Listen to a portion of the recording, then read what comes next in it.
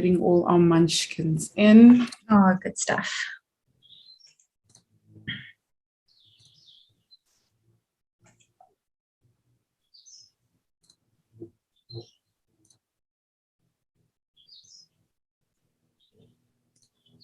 Hello, everybody. Hello, Matrix. So nice to have everybody here with us again. Some familiar names. Hi, Sayuri. Hi, Hamid. You weren't with us the other night, Hamid. We missed you. Swelihle, you're back. Nice to see you. Zanele, Karabo, Matapelo. So a couple of new names here. Matapelo, have you joined us before? Has Matapelo joined us before? I think this is the first time. And Zanele is also a new name to me. I think there's Chad. Hello, Chad. Welcome back.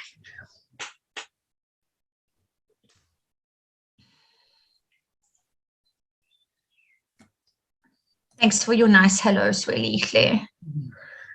Okay, so. Salutations, Hamid. Yes, salutations, Hamid. How did the physics go? Hamid, was it okay?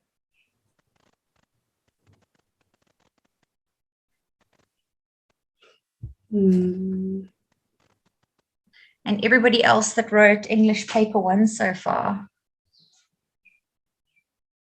Don't know if anybody's written more than that. Physics was all right, ma'am, and English was even better. We are so pleased to hear that, Hamid. Well done. Awesome stuff. Cool beans. Hi, Sayuri.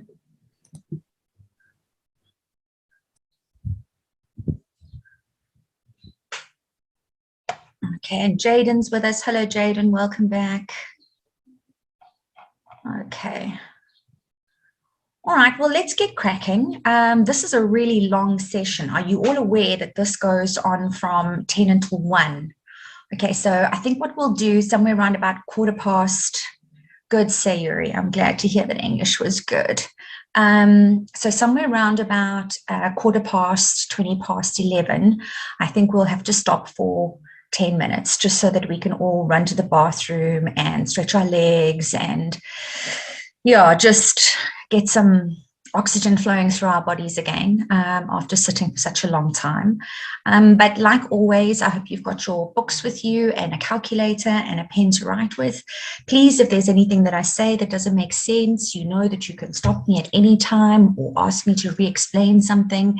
It's really not a problem at all. You know that. What I'm doing today is I'm going to focus specifically on grade 12 work.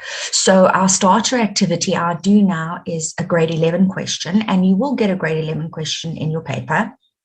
One question will be grade 11 work, and the second question will be about circles. So today my focus is completely on circles, and we're going to be working through some past exam questions after we've gone through a sort of a few basics. Okay, so let's get started. Let me just pop that off. So yeah, please unmute your mic, write in the chat. Obviously, the more you interact with me and with everybody else, the better for you. Okay, so all our formulae are given here. This formula over here that I'm busy jiggling up and down at the moment, can anybody tell me what this formula calculates?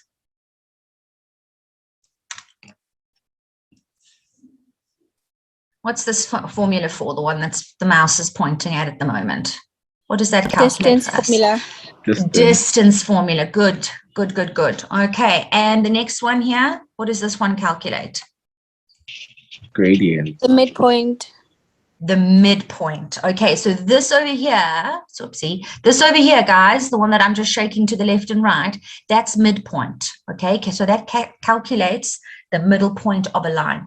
Gradient is this one.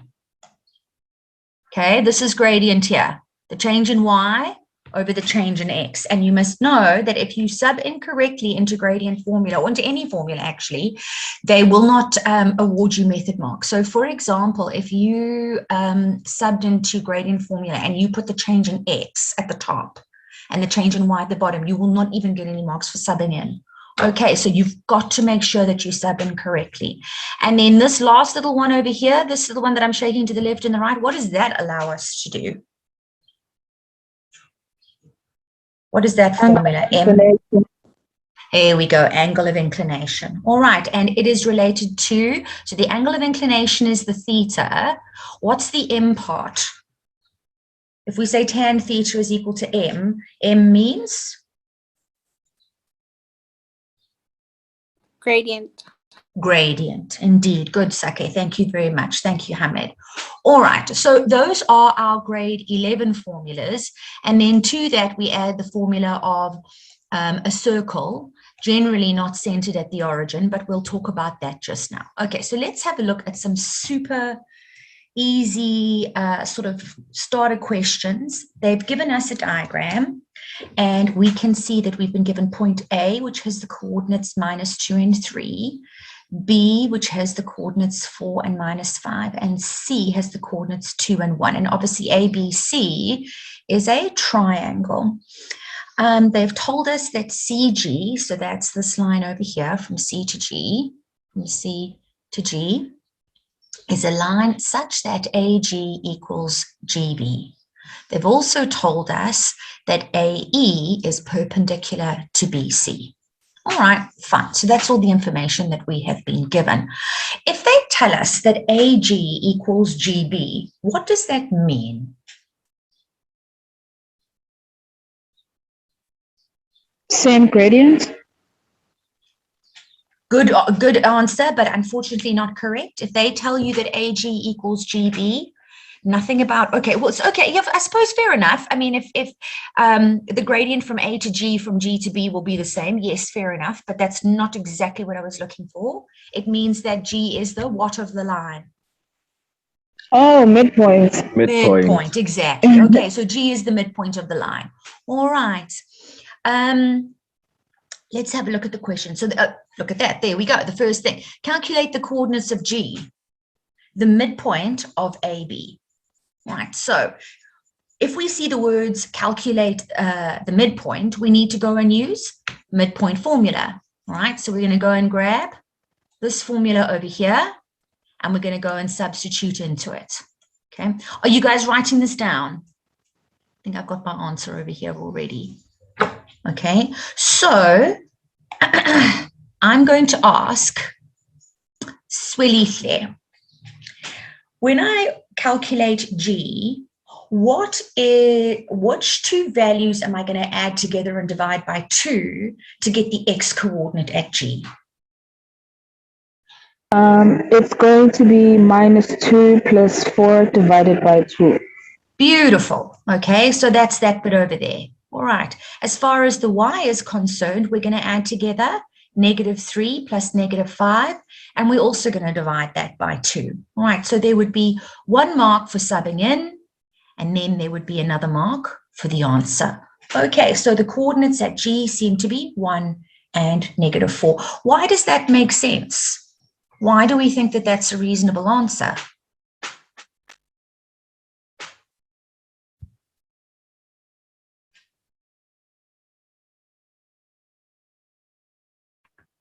G is located in which quadrant, Matrix? The fourth quadrant. In the fourth, yeah, quite right, in the fourth quadrant. So it would make sense that it has a positive x and a negative y value. Okay, easy enough? Everybody happy with that? I'm sure this is so simple stuff. The next one, calculate the length of CG. All right, so which formula are we going to use to answer question B? Distance formula. Okay, Luyanda. So now I want you, Luyanda, to sub, and all the other metrics, sub into distance formula. You know what the coordinates at G are. I'll show them to you again. And then I want you to tell me what you get. And it says there, leave your answer in third form. So I'm going to give you 2 minutes. And then I'm going to ask someone.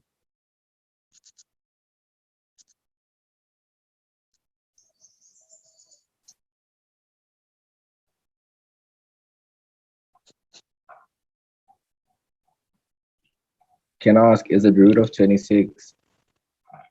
Is it? Root 26. That's what I got to. Well done, Luyanda. Where's everybody else? Everybody else finished as well? Do you know where Luyanda got his answer from? Got the same answer, ma'am. You got the same answer, Swelithle. Good. Okay, and it shouldn't have taken you much more than this to be able to do it. Good. How about everybody else? Benedict, Caitlin, Chad, Jaden. Chad says thumbs up, thank you. Chad, Karabo, Karen, Emik, Lamik. Was it Emik? Matapelo, Mihle from the other night, Sayuri, Sake, Zanele. How's everyone? Easy, easy? Good. I see all these thumbs ups. Okay. Yeah, so at this stage in our lives, this shouldn't be a difficult question for us. Okay, I agree with you, Luyanda. I also got, not very nicely written by me, but there we go. I also got root 26. Okay, so 1 mark for subbing in and 1 mark for the answer. We're certainly not going to spend any more time on it than that. The next question asks us to calculate the value of theta, the angle of inclination of BC rounded to 1 decimal digit. Okay, so this comes out of a textbook. When you are doing this in your exam, you will be rounding to 2 decimal places, but that's really not so important. Before we get started though, all right, there's something important to note about theta before we begin. What do you think I'm suggesting here or I'm hinting at? What must we note about theta before we even get started? Anybody know what I'm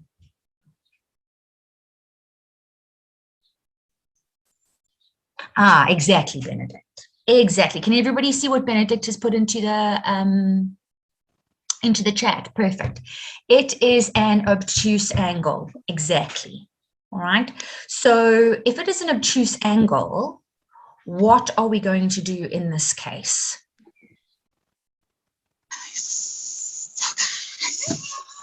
Ahmed, any idea? Tan theta is equals to the gradient of BC. And once you find that, then you say 180 minus. Good, good. Okay, Benedict, that's lovely. Well done. I'm really, really happy to hear you say that. That was perfect. You've just got to be very careful, Matrix, in the way in which you set it out. Okay, so for example, this is what I mean.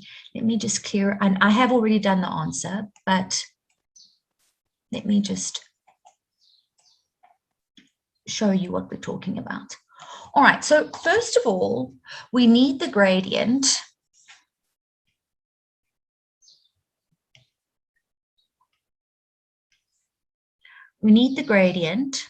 of line CB. So we have to work that out, right? So we work out the gradient of line CB, and that gives us, we'll start at B and we'll say -5, -1, I'll change in Y. Go back to B, start at 4, 4 - 2. So that gives us -6 over 4 - 2 is 2. So that gives us a gradient of -3. Are we expecting a negative gradient, or are we surprised that the gradient is negative?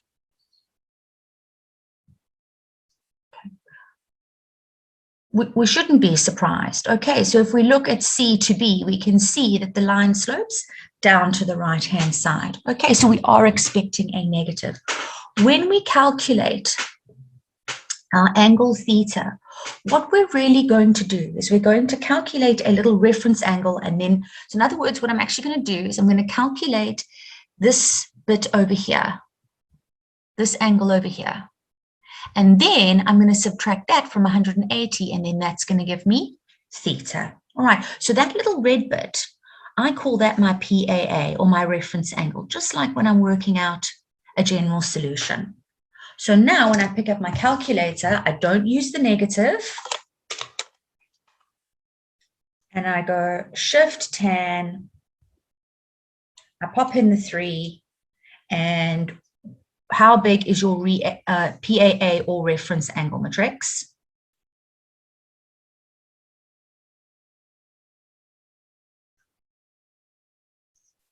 You're getting 71,57?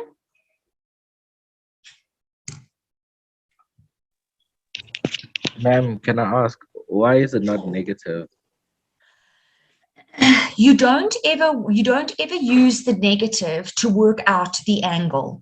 You can do, but then you've got to add 180 to it. But you've just got to be careful about the way in which you set it out. You are actually supposed to treat it like you are doing a general solution in trig, where you first work out a reference angle and then you subtract that from 180 because it's on a straight line. Thank you, ma'am. Okay. And then as long as you write here, okay, that it's theta is equal to, all right, so therefore, go back to black. Therefore, theta is equal to 180 minus 71,57.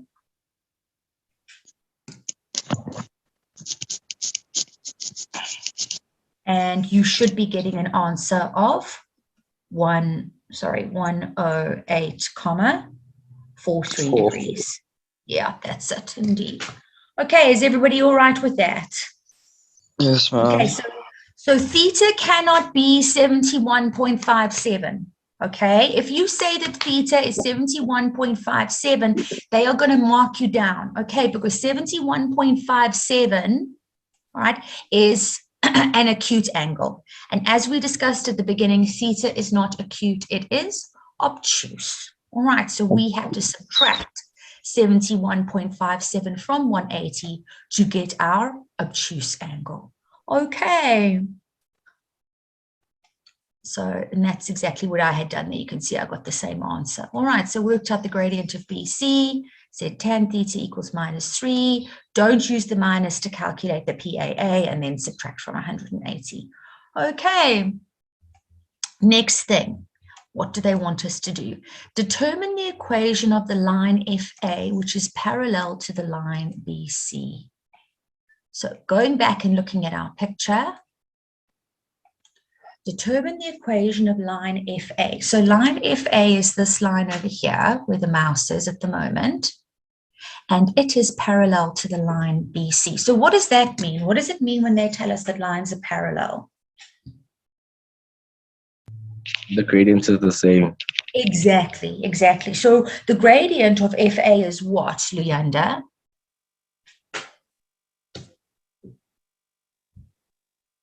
What's the gradient of FA?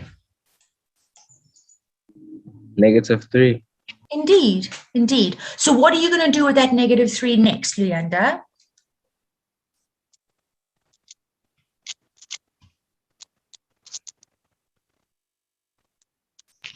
Don't you sub it into the formula? Okay, so the formula for a straight line. Okay, so in other words, you're going to sub into y equals mx plus MX c. And plus what, C. exactly. And what we're doing now, this is such an important thing. In calculus, we have to find the equation of a tangent. Here in coordinate geometry, we have to find the equation of a tangent. So us being able to find the equation of a straight line is a really, really important thing. So which letter am I going to replace with the -3? Luyanda? M. Exactly. And now it's our job to work out the value of C, okay, the y-intercept of this particular line. What point am I going to sub in that's going to allow me to work out what C is? I'm going to sub in A, exactly, Benedict, exactly, Karabo. Okay, so now I'm going to come along. I'm going to sub in -3, where y should be. I'm going to sub in -2, where x should be. And 3 times 2 gives me 6. Negative times a negative is a positive. And now I'm going to take 6 away from the right, so I must take it away from the left. So that means that C will be equal to -9. So that means that the equation of the line of FA parallel to line BC It's the line y equals minus 3x minus 9. Okay, everybody else get the same answer? Yes, ma'am. Okay, good. How's everybody feeling? Is this nice and easy?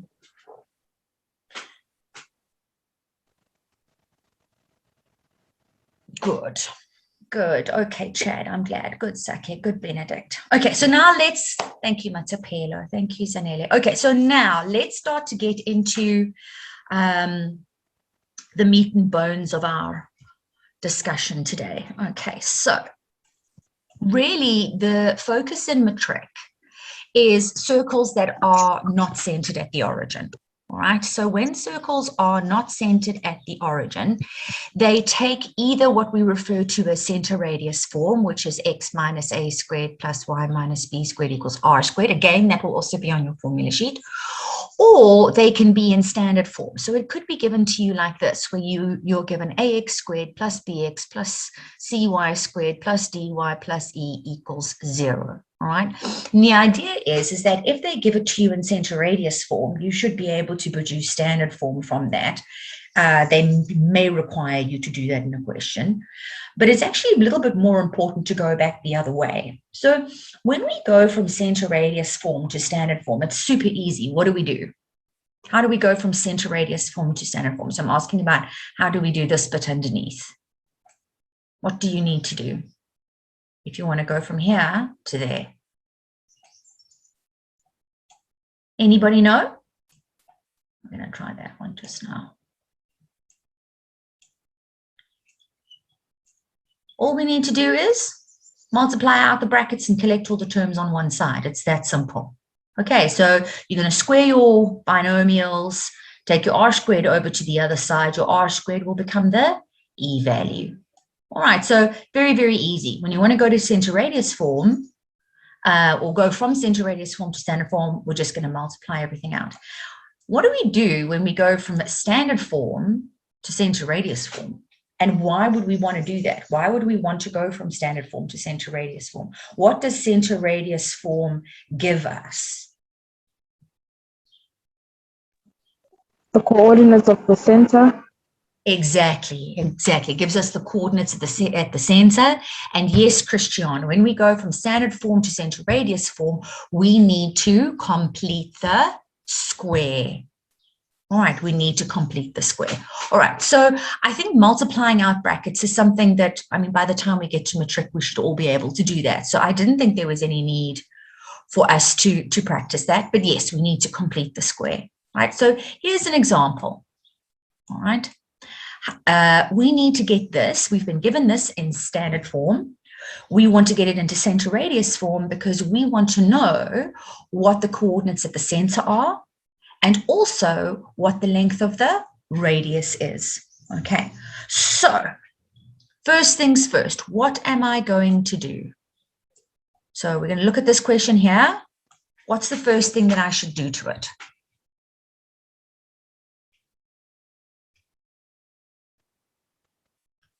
Do you think? I want to complete the square. So when I want to complete the square, what should I do?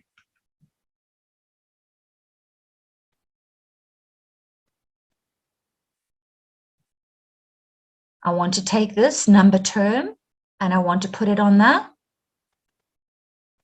other side. Okay, so I'm going to write down x squared minus 4x, and then I'm going to leave a space. And then I'm going to write plus y squared plus 2y, and then I'm going to leave a space. And I'm going to take the 15 over to the other side, and I'm going to change its sign, and I'm going to make it positive 15. Now comes the part of completing the square. All right, so when you complete the square, you take half of the middle term. So in the case of the x term, you are taking half, sorry, not negative half, you are taking half of negative 4, which is negative 2. And then you got to take negative 2 and you have to square it. And that is what you're going to add into the space. Okay, so this gives us 4 So that means that I am going to go and add 4 over here. And because I added 4 to the left, I've got to add 4 to the right. I need to do exactly the same thing in order to complete the square with the y term. So I'm going to work out what? Let me just stick it in here. Half of 2 is half of the middle term. Okay, so B, half of 2 is 1. I now need to take 1 and I need to square it, and that's what I'm going to add to the left, and it must be what I add to the right-hand side. Okay, it is critical that you are able to do that, matrix. Okay, you have to be able to go from standard form into center radius form by completing the square. All right, so now you have got 2 brackets that need to be factorized. So the invisible brackets around that and the invisible brackets around that. The first bracket is going to become what? What should I write when I factorize the first bracket? X minus 2. Exactly. And what do I also need to have on it, Hamid? A square. Okay. Yes, the square, Christian. All right. And on the second one, Christian, what am I going to have? Y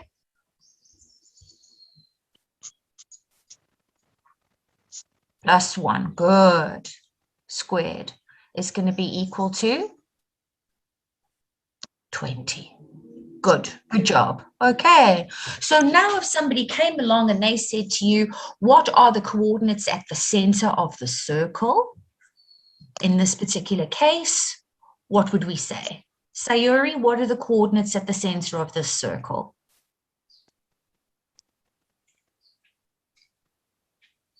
You can pop it on the chat or unmute your mic. Sayuri, what are the coordinates at the center of this circle?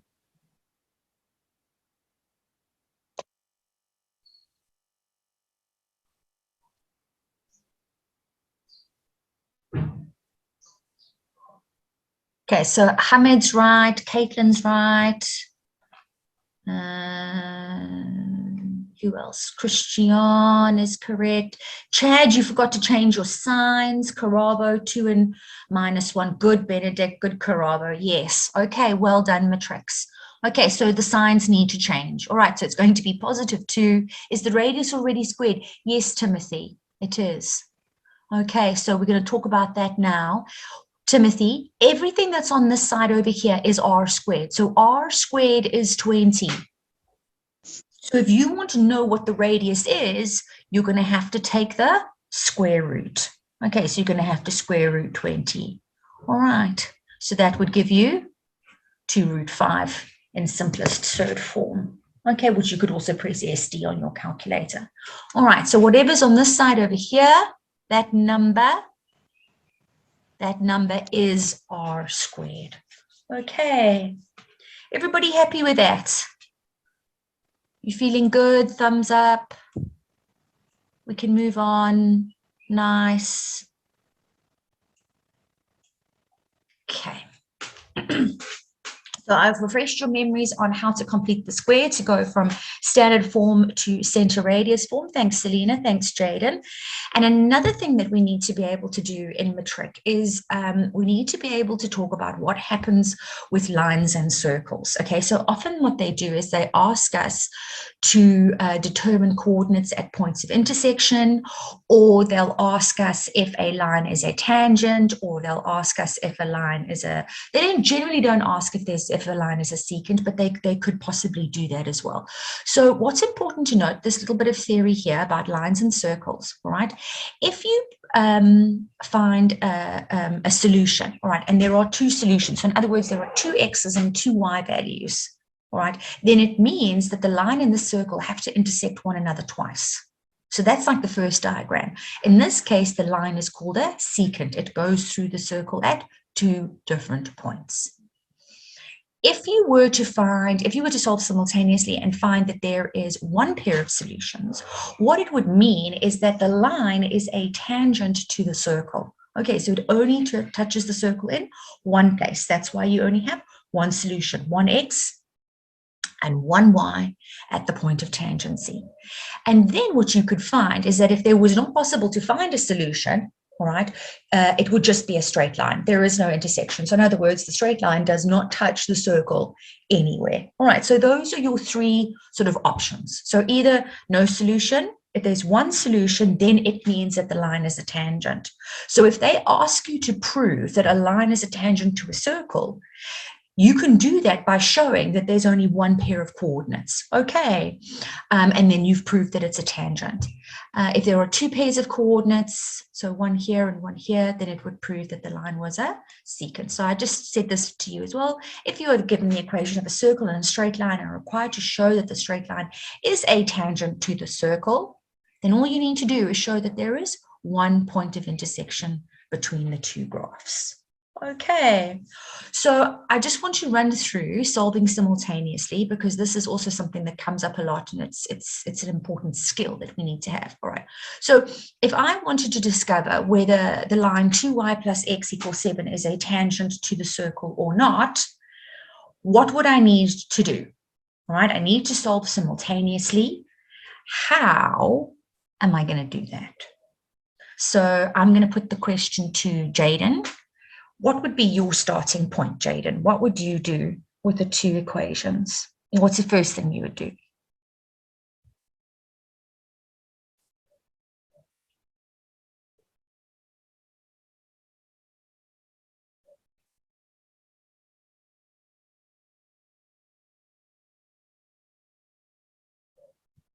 Yes, Hamed, get x alone. Exactly. All right, so if we look at the straight line, we can see that it's 1x. So it does make sense to have the 1x on its own. Let's just make this a little bit bigger. Okay, then maybe you guys can see it a little nicer.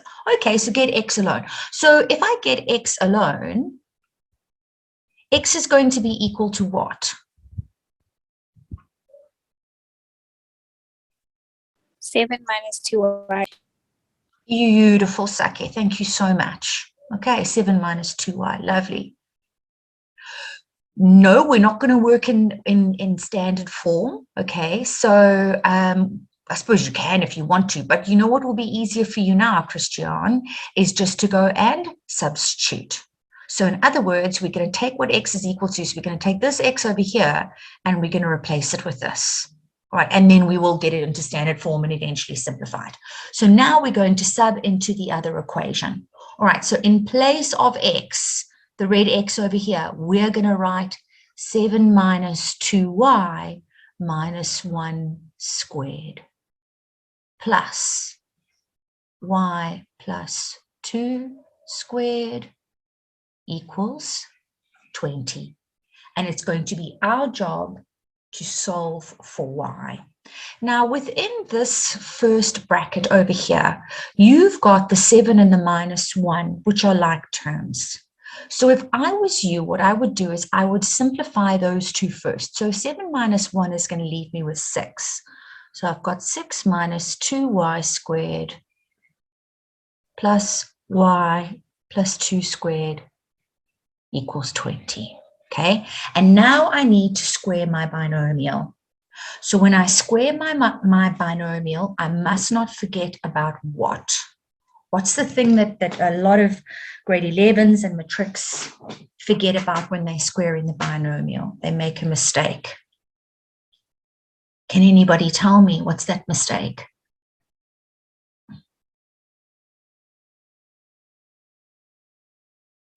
No, it's okay if you want to write the brackets twice. You can. You can. There's nothing wrong with writing the brackets twice. It makes it a little bit longer. Do you guys know the squaring the binomial? Sometimes it's the signs, Timothy. Yes, sometimes Benedict. The middle term. The middle term, Saki. Thank you so much. The middle term. Okay, so a lot of people make the mistake and they forget about the middle term. All right, so they'll just square the first term and square the last term, which is totally wrong. Okay, so do not forget when you are squaring a binomial, there's got to be a middle term. And yes, Timothy and Benedict, be careful of the signs. Okay, now I'm going to do something, and I want you guys to tell me whether this is too much or if it makes sense to you, okay? I always do it this way, right? So I'm going to square the first term, which is going to give me 36. I'm going to multiply the two terms together, which is going to give me minus 12, and then I'm going to double it. So that gives me minus 24y. That's my middle term. And then I'm going to square the first term, which is 4y squared. Have you seen that method before? It's a quick way of squaring a binomial. Have I lost anyone? Yes, says Karen. Yes, says Chad. Yes, says Karabo. Okay, so nobody's confused as to where that comes from. Yes, I've just foiled. Exactly. Exactly. All right, so then here I'm going to write plus y squared plus 4y plus 4. What is FOIL? Okay, so FOIL, Christian, is when you take a binomial and you multiply it by itself and you go firsts, outers, inners, lasts. Okay, so if you are maybe, Christian, are you doing Wiskunde or are you doing it maths and English? Because then maybe you would have a different, oh, you're doing Wiskunde. Okay, all right, that's why you didn't know. You've obviously got your own for it in Afrikaans, yeah. Okay, so sorry, you're having to follow us here in English. Okay, no wonder. So FOIL is just the multiplying out of a binomial and a binomial. Is that okay, Christian? I'm sure you do know what it is. You've just got a different name for it. Okay, now we're going to take the 20 over. Cool. Now we're going to take the 20 over to the other side and make it equal to 0. Okay, so now what's the next step, Matrix? What are we going to do? Get all the like terms together. Get all the like terms together, indeed. So how many y squareds have we got? 5. 5 of them, yes. So we've got 5 y squareds. So now that and that can go. How many y's do we have? Minus 24 plus 4. So I'm getting plus 20 y. Hope I'm right. Is there anything I've left off? I don't think so. And then we've got 36 plus 4 minus 20. Well, 36 plus 4 is going to Mom, be... isn't it minus 20? Isn't it? Minus 20y. Where should there be a minus 20y? Are you talking about this Ma'am, 20 the over here? negative- No, ma'am, the negative 24 plus 4y. Oh, yes. Sorry. Thank you. There we go. You know, when I do something like that in class, I tell my students that I did that on purpose to see who was paying attention. But thank you. At least now I know you guys were paying attention. Thank you very much. Quite right. That should be minus 21. And then here I am rushing on to the next thing. Okay, so that would give us 40 minus 20 would give us plus 20. Is that correct? Okay, I don't think we've made, well, not we, me. I don't think I've made any more mistakes. All right, and now what would I do just to make my life easier? Divide through by?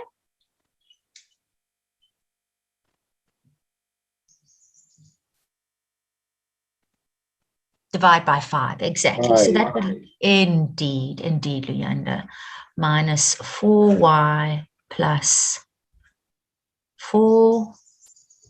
And when we factorize this, we're going to end up with y minus 2 times y minus 2. So in essence, really, how many solutions have we got? Have we got 2 solutions or have we got 1 solution? We've got 1 solution, exactly, 1 solution, quite right. Okay, so y is equal to 2. And if we now wanted to work out what the x was at the point of tangency, we would have to then go and sub that into x is equal to 7 minus 2y. Okay, so let's just finish that off. X is equal to 7 minus 2 times 2, so 7 minus 4, so x would be equal to 3. All right, so what we've done is that we have proved that there is only 1 point of contact its coordinates are 3 and 2, and that means that the line 2y plus x equals 7 has to be a tangent to our circle in this particular case. Does that make sense to everybody? Yes, ma'am. Good stuff. Okay, so I just wanted to refresh everybody's memory again with how we would solve simultaneously. It's not difficult, but it's just long, isn't it? All right, so now let's talk about tangents and circles. Everybody feeling good? Thanks, Sake. Nice. Everybody else, you happy? Okay, so when it comes to tangents and circles, there are, cool, Timothy. I like the sunglasses. All right, there are two things that are important to note from analytical geometry that we use, sorry, not from analytical geometry, from Euclidean geometry that we use in analytical geometry. And the first one is that a tangent is going to be perpendicular to the radius at the point of contact, so at the point of tangency, all right? So in other words, CA is perpendicular to AB. Also, we can make a right-angle triangle. So sometimes in our metric analytical geometry, we are required to form these right-angle triangles. And if they're asking us to determine the length of a line, it means that we can use the theorem of Pythagoras. Pythagoras, indeed. Okay, because CA squared plus AB squared gives us CB squared. So you must never, ever forget about that. Okay, so theorem of Pythagoras, because the radius is perpendicular to the tangent, you are required to state that if that's part of the question. And then the other thing that's important to know when it comes to tangents and circle is that tangents from the same external point are equal in length. Okay, so in other words, BA equals BT, and in this particular situation we've joined C to A and we've joined C to T. So line the radius, excuse me, the radius is perpendicular to the tangent, which is why CAB is 90. Radius perpendicular to tangent, that's why CTB is 90. And as it turns out, because the angle at A on the inside and the angle at T on the inside, because those are supplementary, it means that BACT would also be a cyclic quad. All right. Also, it's a kite. Does that also make sense to you? Because CA equals CT because they're radii, and then AB equals BT because they are tangents from the same point. So, okay, so they could also ask you to prove that it was a kite. Is that making sense to everybody? So I just wanted to refresh our memory there. Chad says, yes, good stuff. Okay, so now let's see how this all goes together. So this is what you're probably going to be facing, something very similar. So I hapsed this from the NSC November 2020 exam, and I would like us to work through this together. So question number 4, because question 3 would have been the grade 11 analytical geometry. Questions 1 and 2 would have been your stats. Okay, so question 4 is our question about circles. So they tell us that M is the center of the large circle and a point on the circle having center 0. Okay, so that means when they say a point on the circle having center O, they mean that M is also a point on the smaller circle, and the smaller circle is centered at the origin. Then they say to us, from N, a tangent is drawn to touch the larger circle at T, with NT parallel to the y-axis. Okay, that's going to become important for us, I'm sure. NM, so that's this line over here, is a tangent to the smaller circle at M with MOS, a diameter. Okay, so MOS is the diameter of the smaller circle. Everybody okay with the information that we've been given? We've been given the coordinates at the center of the larger circle. We've been given the coordinates at the center of the smaller circle. We've been given an x coordinate at n, the y coordinate is missing. And the other thing that they've told us that's really important is that nt is parallel to the y-axis. What could I say then about m and t and n? M and t are in the same horizontal line. So that means that at t shares the same y coordinate as m. Does that make sense, Matrix? Yes, ma'am. Because t and n are in the same vertical line, t and n share the same x coordinate. So do I know what the coordinates at t are? It's okay. Welcome, Ayomida. No problem. We've just started on the exam questions now. Okay. Yes. So the x coordinate, yes, Chad, is -11. Quite right. And what's the y coordinate? It's going to be 4. Okay. So those would be the coordinates at t. All right. Let's start looking at the questions now. I don't think there's really any more that we can. Oh, one more thing. The radius is perpendicular to the tangent. Okay, so we know for sure, guys, that there is a 90-degree corner over there. All right. Because there's a 90-degree corner over there, we could have a right angle triangle. So from S to N, does that make sense to everybody? That could be a right angle triangle. So SMN, that could be a question that they ask us. The other thing that they... Yes, Mithle. Yes, Mithle, go for it.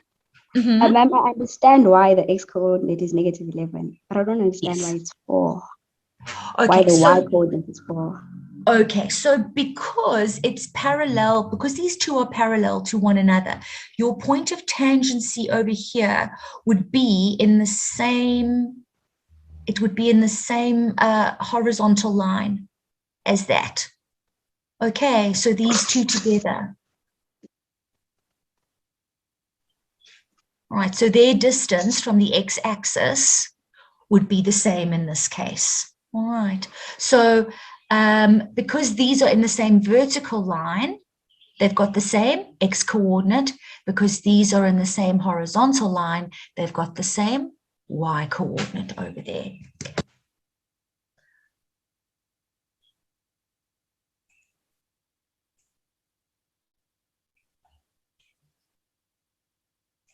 Okay, but T is the center of the circle, isn't it?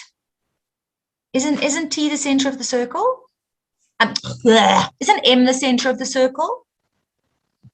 Okay, so if I drew a line from M to T, what would happen here? This would be a 90-degree corner, wouldn't it? Okay, because they told us that NT is a tangent to the circle. Okay, so this has to be a horizontal line, doesn't it? So that's why this has to be 4. Okay, I'm not making an assumption. That's what I'm working on. Does that make sense, Chad and everybody else? Okay, I'm glad you asked, Chad. I'm glad you asked. Does it make sense to everybody? Okay, so M is the center of the circle. They told us that T was a tangent. So if I draw from M to T, it's going to be a 90-degree corner. And it means that line MT has to be parallel to the x-axis. Okay, so that's why the coordinates at T have to be -11 and 4. Okay, everybody happy with that? That's maybe something that we didn't consider. All right, cool. Okay, so let's go and have a look at the questions. All right, so first one, determine the equation of the small circle. All right, so that's out of 2.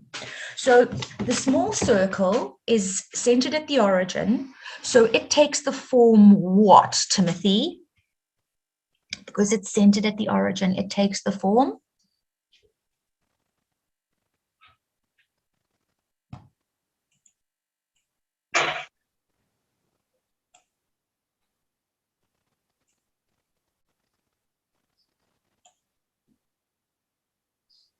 You feeling shy, Timothy? Okay, so when circles are centered at the origin matrix, they take the form x squared plus y squared equals r squared. Okay, when they're not centered at the circle, then it's x minus a squared plus y minus b squared minus r squared. Okay, so because it's centered at the origin, it's going to take that form, right? So there's no need for us to solve for a or b because a and b are 0 in this case. What we do need, though, is we need r. So your suggestions, how are we going to work out what r is? Is there something that we can use? Is there something that they've given us? Let me maybe move the picture down a little bit, and then you guys can have a look. What can I use to help me here?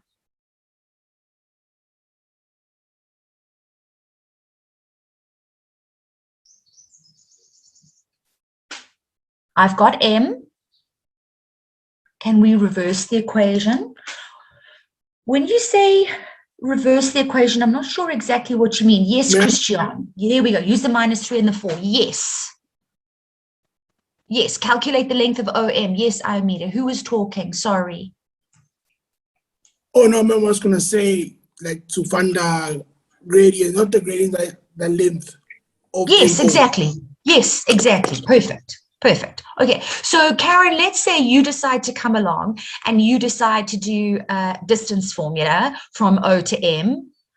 That would be absolutely fine. All right, no problem with that at all. I think what I would do is, because I know it's going to take the form x squared plus y squared equals r squared, I think the easiest thing for us to do in this particular case is just to go and sub straight into that. So in other words, we're going to take our -3 and sub that in as our x squared, and we're going to take our 4 and we're going to sub that in as our y squared, and then we're going to work out what r squared ends up being. Okay, so this would be 9, that would be 16, so r squared would end up being 25. So therefore, the equation of the small circle, it's going to be the line x squared plus y squared equals 25, like so.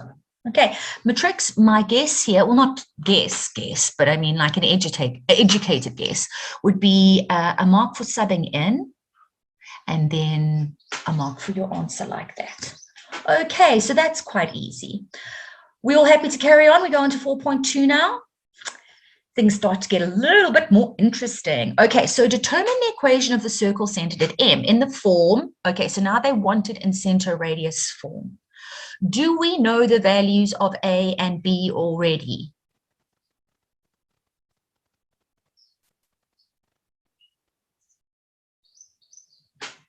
We do. So can I rub, is it all right if I rub this out over here? I'm just sort of trying to sort of write next to the question so that it's not, I can rub this off. Everybody happy with that? Thanks, Sanele. I don't want to rush you or anything, but, you know, just sort of keep it local. All right, so now let's use a different color. Okay, let's use green. Okay, so we already know that as far as 4.2 is concerned, we've got x, and then would it be plus or minus 3?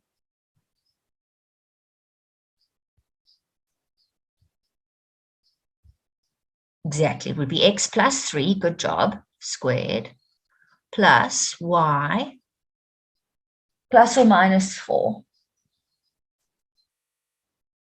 Good, minus 4 squared is equal to r squared. Okay, so what's missing is the r squared.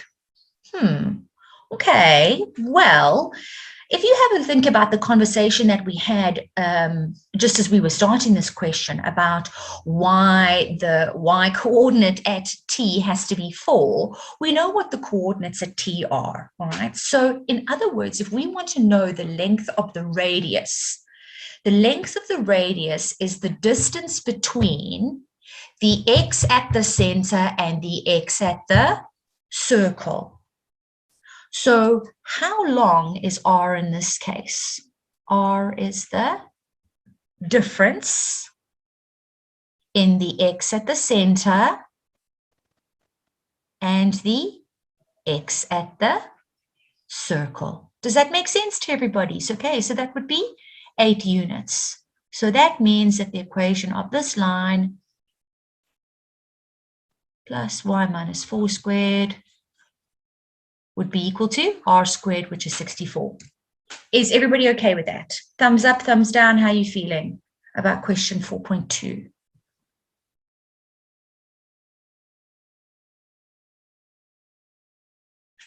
Okay, I need a good. Cool, Sake. Thanks, Christian. Thanks, Luyanda.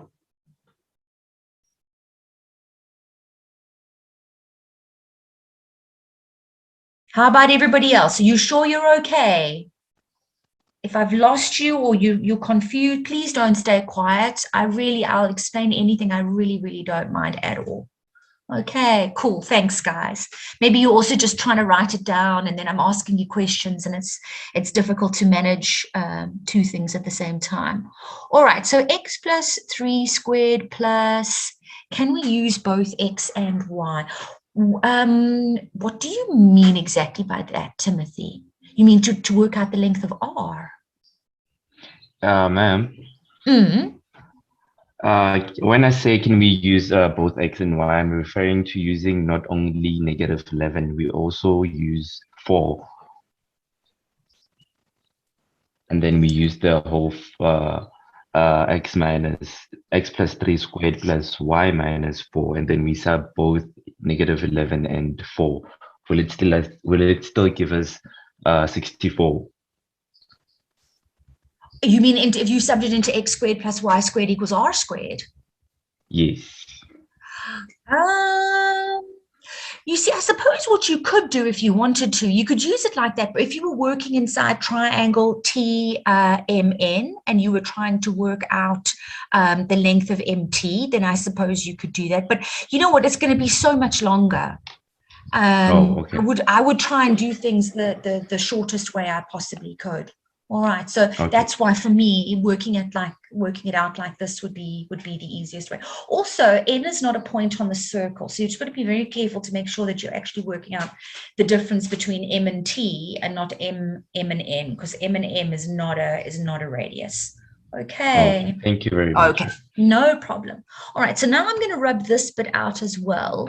What was that out of? It was out of 3. So I reckon, guys, that it has to be a mark for that bracket, a mark for that bracket, and a mark for knowing that that was 64. Or maybe there was a mark on the 8 and then a continuous accuracy on this or something like that.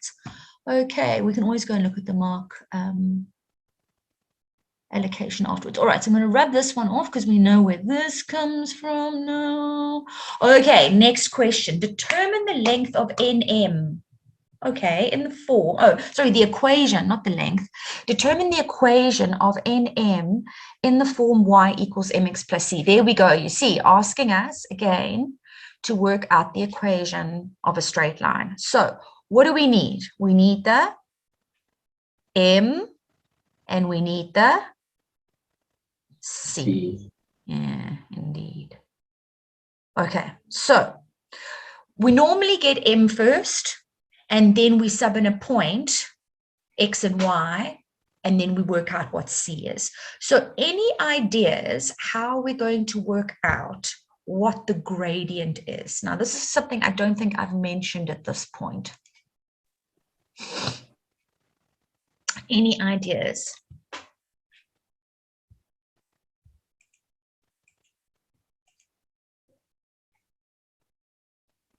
Ma'am, so you calculate the gradients of OM.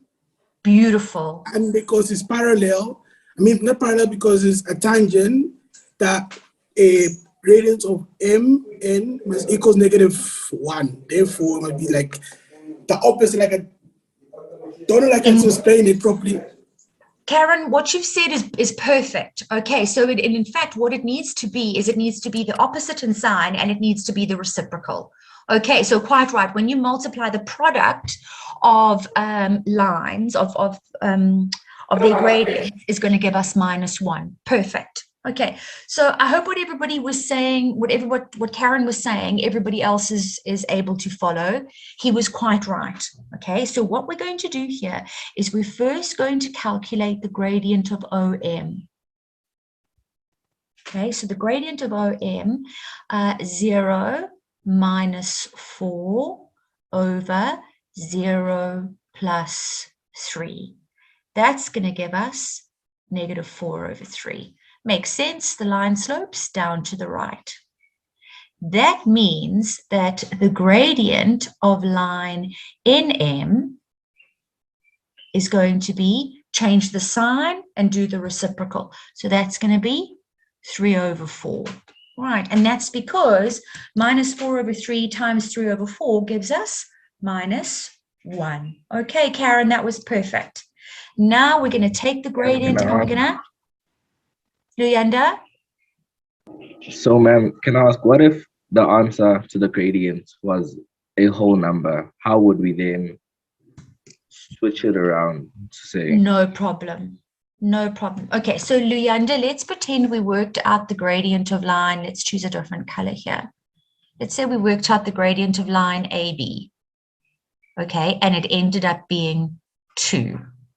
2 means 2 over 1. So if AB was perpendicular to CD, then the gradient of CD would be equal to minus 1 over 2. Okay.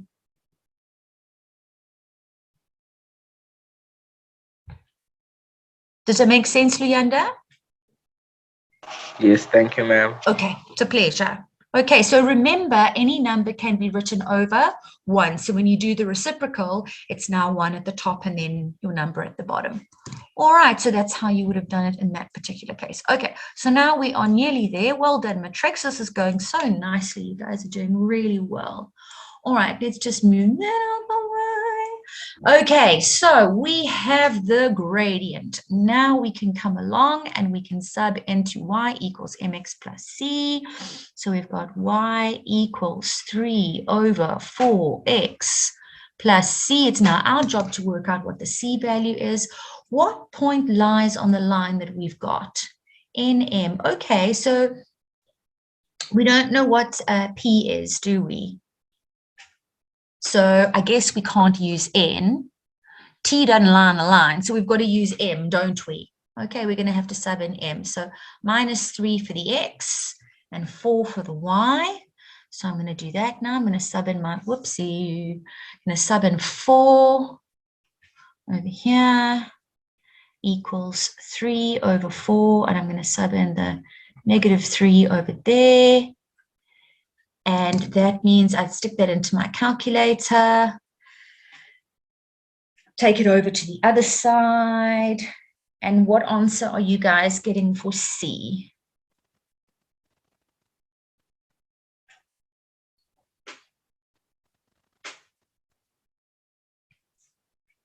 $25 over 4? Good, Ayamino. Everybody else? Okay, also 25 over 4. Cool beats. All right, nice. Good job. Good, Jaden. Lovely. Okay, so again, we just want to finish our answer off. So the equation of the straight line, the equation of NM in the form y equals mx plus c, we are getting y equals 3 over 4x plus 25 over 4. Let's just put that over here as well. So in case we need it, y equals 3 over 4x plus 25 over 4. Was that a 4 marks? So I reckon, Matrix, there would have to be a mark for working out OM. There would have to be a mark for working out that, a mark for subbing in, and then a mark for the answer.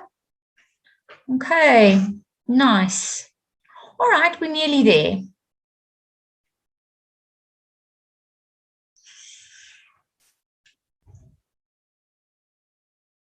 Okay, so last question on this particular paper. They want us to calculate the length of SN. Okay, so the length of SN, maybe I must just move that like that. What do you guys think? How are we going to calculate the length of SN?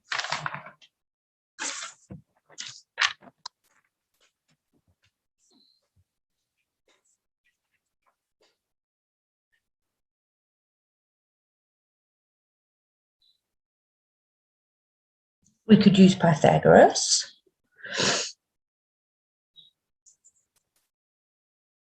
Or we could use distance formula.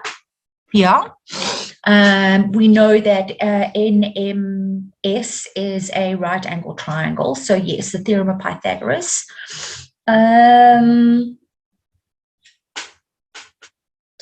Judging on the information that we've got, though, we don't know the coordinates at S, do we? And we don't know the coordinates at N. Is there a way that we can work out what the coordinates are, what the y coordinate at N is? Is there a way that we can work out what the coordinates at S are, and then what we could at S are going to be? And then what we could do is we could use distance formula. I think that might be the easiest thing in this particular case. Use the previous equation. Okay, cool. So I mean, what am I going to do with the previous equation? What am I going to do with a minus 11? Sub it in. Exactly. So is it the X or the Y? X. It's the X, exactly. So in other words, I can work out what P is. P is Y in this case. So I'm going to say that P is equal to 3/4 times -11 plus 25/4. What are you guys getting as a value for P?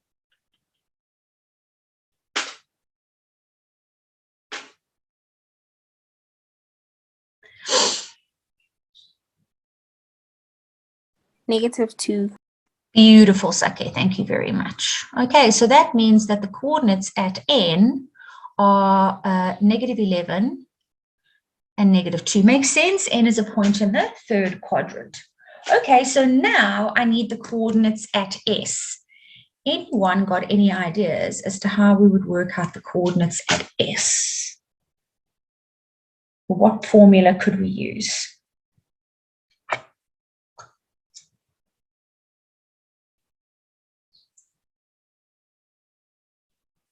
You know what? This is one of those questions. I know, and this is a frustrating thing about maths.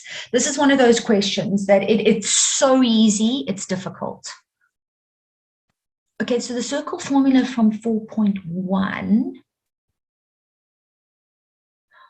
Okay, but how would we be able to work out exactly where S is? I mean, because we have to solve for X and we have to solve for Y, don't we? All right, so the circle formula from 4.1 could be useful if we had an X or a Y to work out what the other one was, but to be able to, and also we see that S, it's not there's no other information about S. So in other words, it's not also a point of tangency. There's only one thing that we know about it, is that it's a point on the circumference. So it's not like we can even solve simultaneously, Christian. Okay, I'll tell you guys, and you know what? You're going to kick yourselves when you see the answer to this. There we go. I didn't even need to say it. Check it out, Chad. Okay, so Chad says midpoint, indeed. Okay, so we know what the midpoint, because remember, MOS is a diameter. We know what the coordinates at the midpoint are. I know, right? I know, exactly. Midpoint formula. How easy is that? Okay, so we're going to use midpoint formula to work out the coordinates at S. See what I mean? It's so easy, it's difficult. I know, that's maths for us. Hey, exactly, Karen, exactly. All right, so let's go and do that. Midpoint formula, let's use a different color. All right, blue. So yeah, we're going to use we're going to use the 3 and the -4, Timothy, and we're going to use the coordinates at the midpoint, which is O. So in other words, I've got 3 plus the X at S over 2 must be equal to 0. Does that make sense, Timothy? Yes, ma'am. Okay, all right. And I've got the -4 plus the Y at S over 2. That's equal to 0. Okay, so that means, sorry, we should be writing, I should be writing underneath. I'm writing next to it just because we're online, but please, when you're doing this in your exams, please write underneath one another, not next to like I'm doing. Okay, so that means that the coordinates at S, so that would be 2 times 0, so that would be -3, right? So that would be -3, and then here it would be 0, so it would go over, there we go, and that's what, did you see what Chad, I think it was Chad who said earlier? Was it you, Chad? Yes, swap symbols. Okay, so what we would have needed to do, I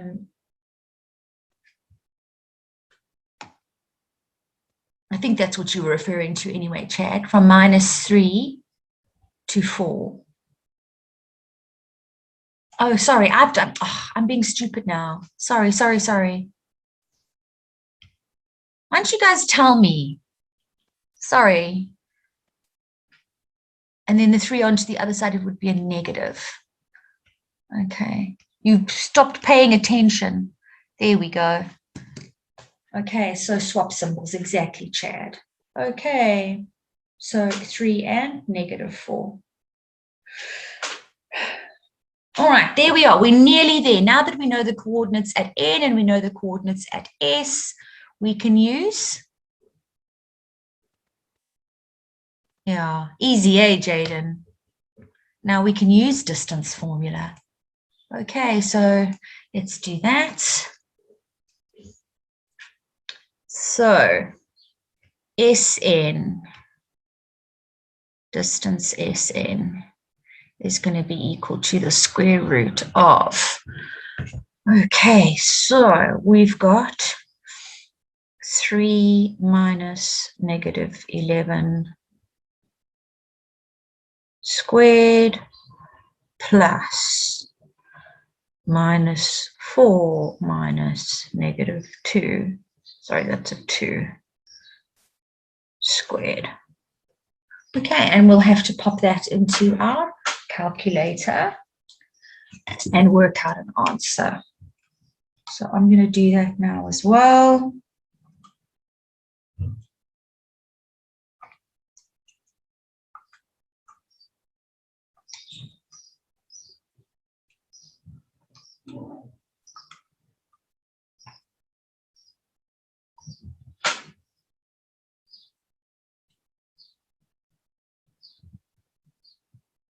What are you guys getting as an answer?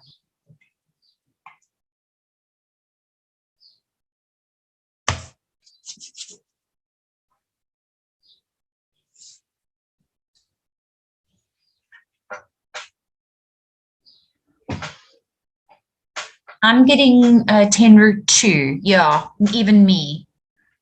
Okay, I'm also getting 10 root 2 units. And then if we press the SD button, or for those of you that want to press the SD button, I'm getting 14,14 units. Yes, Matapelo, 10 root 2, good. All right. Good stuff. Ma'am, don't you get penalized for not using, you won't get, yeah, you know what's, it probably would have been better for me to use square brackets, but it doesn't matter. If I use a round bracket, as long as I open a bracket and I close it, it's fine. So can you see I open 2 brackets and I close 2 brackets? And then and the same thing with the second term. I open 2 brackets, I close 2 brackets. As long as I'm doing that, I'm going to be okay. No one at matric level is going to penalize you for using a square bracket instead of a round bracket. Okay, that's not something that they would worry about. Okay. So that was out of 5. So I guess there has to be a mark for working out what P is.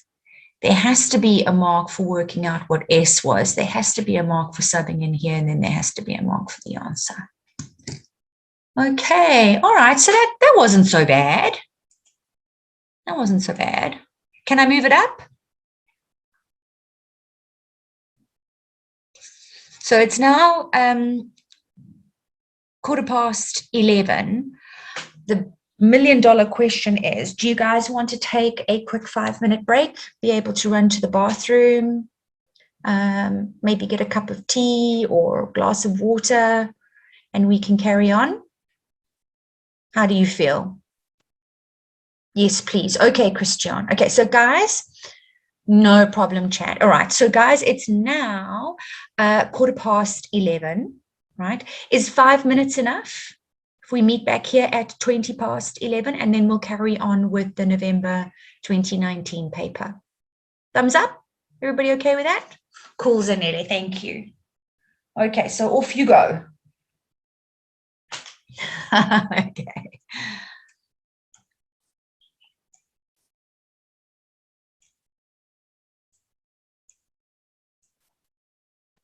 Coco?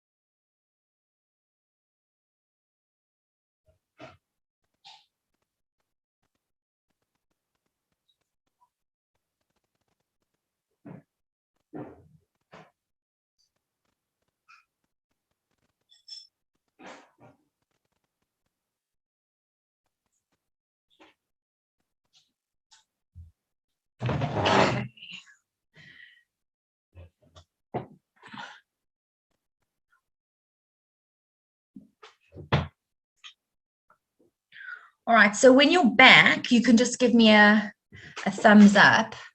I went off to make myself some coffee. Are you back, guys? Chad says yes. Okay, cool. Let's see, hopefully everyone else is too, Chad. Thank you. All right. Christian's back, Matapelo's back, Sayuri's back. Good. All right. I'm glad to hear that. Thanks, Selena. Thanks, Timothy. Thanks, Benedict. Yeah, it was good to have thanks, Atenkosi. Thanks, Aimide. It was good to have a little bit of a break, wasn't it? Just get a bit of fresh air. Okay, so let us continue matrix, right? So this was the question 4 in the NSC paper for 2019. It tells us in the diagram, okay, see how they always give you so often they give you 2 circles together. All right. Anyway, well, they seem to have done that for the last couple of years anyway. In the diagram, having a circle with center M, okay, so there's M over there where the mouse is, touches the x-axis at A minus 1, okay, and B 1, fine. Similar concept to what we were talking about earlier, but I'll come back to that now. A smaller circle centered n minus 1 over 2 and 3 over 2 passes through M and cuts the larger circle at B over there. BC is the diameter of the smaller circle, fine. A tangent drawn to the smaller circle at C cuts the x-axis at D, fine, not a problem. So first things first, they want us to determine the equation of the circle centered at M in the form, in center radius form. Okay, so do we know what the coordinates at M are? Now again, that conversation that we had earlier where we were talking about the coordinates at point T. Do you remember? All right, so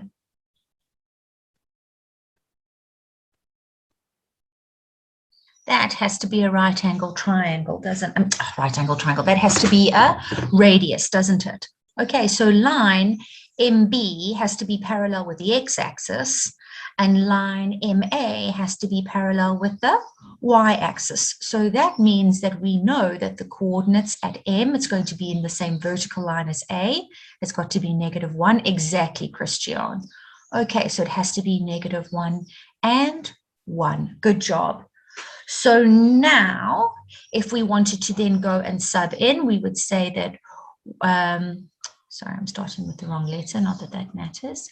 Okay, so we would have x plus 1 squared plus y minus 1 squared equals r squared. What's the radius going to be? Well, in fact, we don't even need to work it out, do we? We know from here to there it's 1 unit. We know from here to there it's 1 unit. So that's, I'm just being silly, aren't I? Okay, let's just get the eraser. We know that it's going to be 1. Okay, everybody happy with that? All right, so here, x plus 1 squared plus y minus 1 squared is equal to 1. Easy peasy. The next question, calculate the coordinates at C. Okay, well, what does C represent for us? C represents a point of intersection between the tangent, the smaller circle, and the larger circle. But, well, it's only out of 2 marks, isn't it? So it can't be that difficult. In fact, it's something that we've actually just spoken about in the previous question, where we said it was so easy that it was difficult.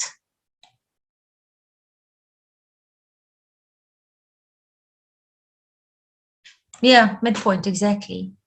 Exactly, because C is a point on the circumference, isn't it? So we can use midpoint formula to work out what the coordinates at C are. Good, well done, that's great. Let's just do that. Okay, so that means that -1 plus the x coordinate at C divided by 2 has to be equal to -1. And it means that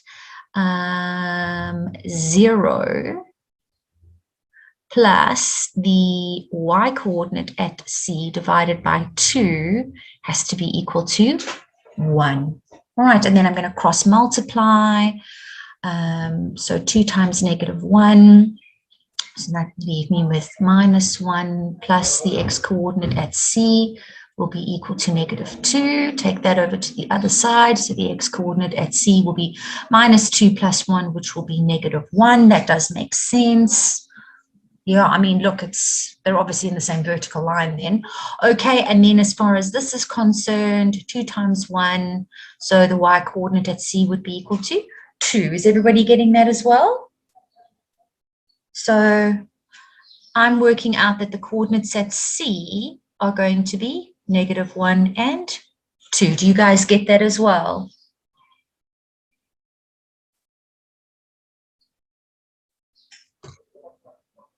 Cool, Christian. Everybody else happy? Cool, Zanele. All right, now question 4.3. Sorry, I'm just slurping on my coffee here. Question 4.3, very, very, very important. I was actually discussing this with my grade 8s the other day.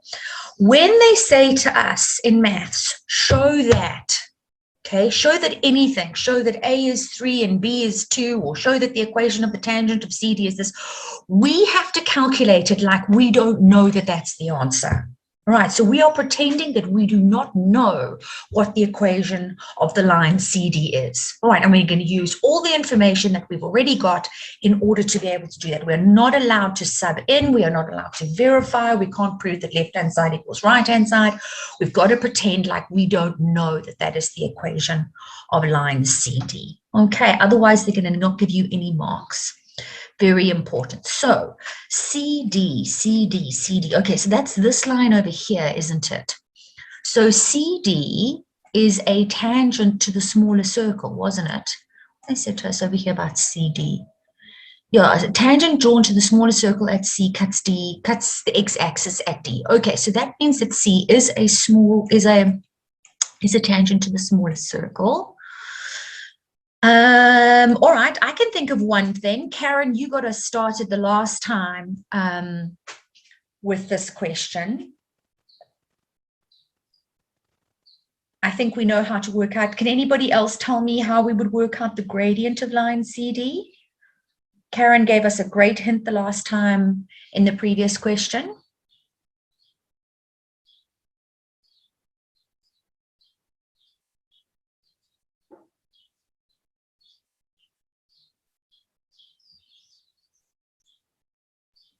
Isn't BC perpendicular to CD? Yes, exactly. 100%. So in other words, you work out the gradient of BC, and then the gradient of BC times the gradient of CD has to be equal to -1. Exactly. Quite right, Karabo. They are perpendicular lines. All right, so let's work out the gradient of BC. Just get a different color here.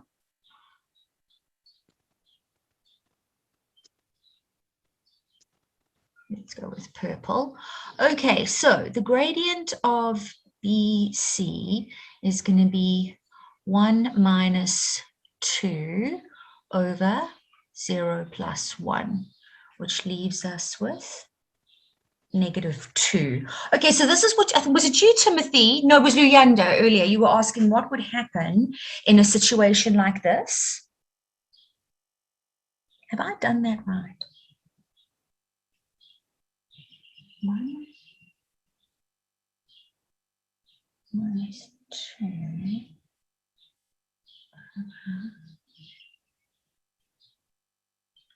think I've made a mistake here. Hang on a second. Wait. Sorry, just hang on a second, Matrix. Let me just rethink what I've done here. Okay, so I know the coordinates at B. I know the coordinates at C.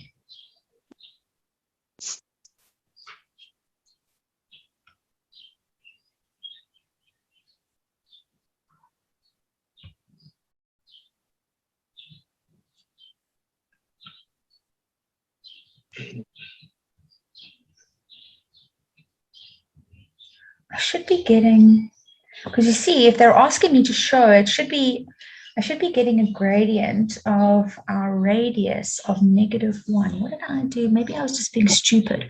Okay, so change in y, so 2 minus 1 over change in x, which would be -1 minus 0. So 2 minus 1 would leave you with, I'm just being blonde. Sorry, no offense to anybody that's blonde. I shouldn't say things like that. So 2 minus 1 is 1, and 1 over -1 is -1. Sorry. Silly moment there. Okay, so now that means that the gradient of CD is going to be equal to 1. All right, and since the line goes through C and we know what the coordinates at C are, we've got y equals 1x plus our y-intercept. We're going to sub in the point C, so that gives us 2 equals 1 times -1 plus C. We're going to take that over to the other side, so this would be -1, add 1, add 1. So C must be equal to 3. So therefore, the equation of our line, it is the line y equals x plus 3. So now when we take the x over to the other side, we end up with y minus x is equal to 3. Sorry, that again, it was so easy, it was difficult. How's everybody feeling? Is that making sense?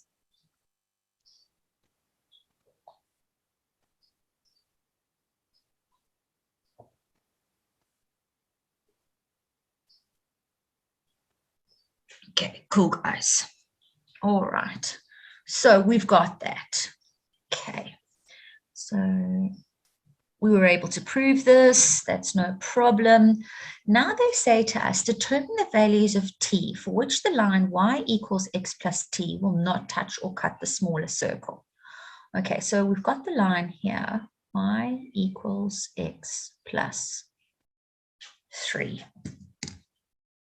Now, these are the sorts of questions that generally start to start tripping us up and start to become a little bit difficult.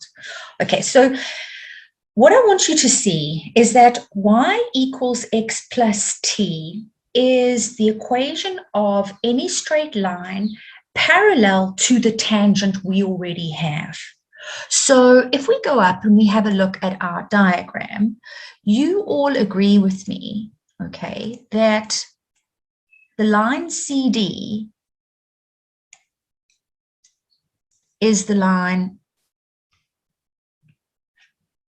y equals x plus 3. So in other words, if we were to extend that line over there, that would be 3. This is our t value, okay? The line y equals x plus t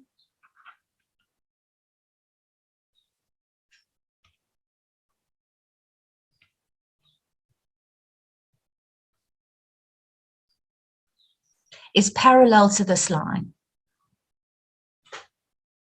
Okay, it's parallel to this line. In fact, what I'm going to do is I'm going to draw a picture of it. Let's get a straight line. Oh man, come. There we go. And let's see if we can make it bright pink. Can we make it thicker? I don't know about that, okay? It's parallel. Ach, nee, man, come now. You know, technology is wonderful when it works, hey? And then when it doesn't, it's irritating. Can I grab this line?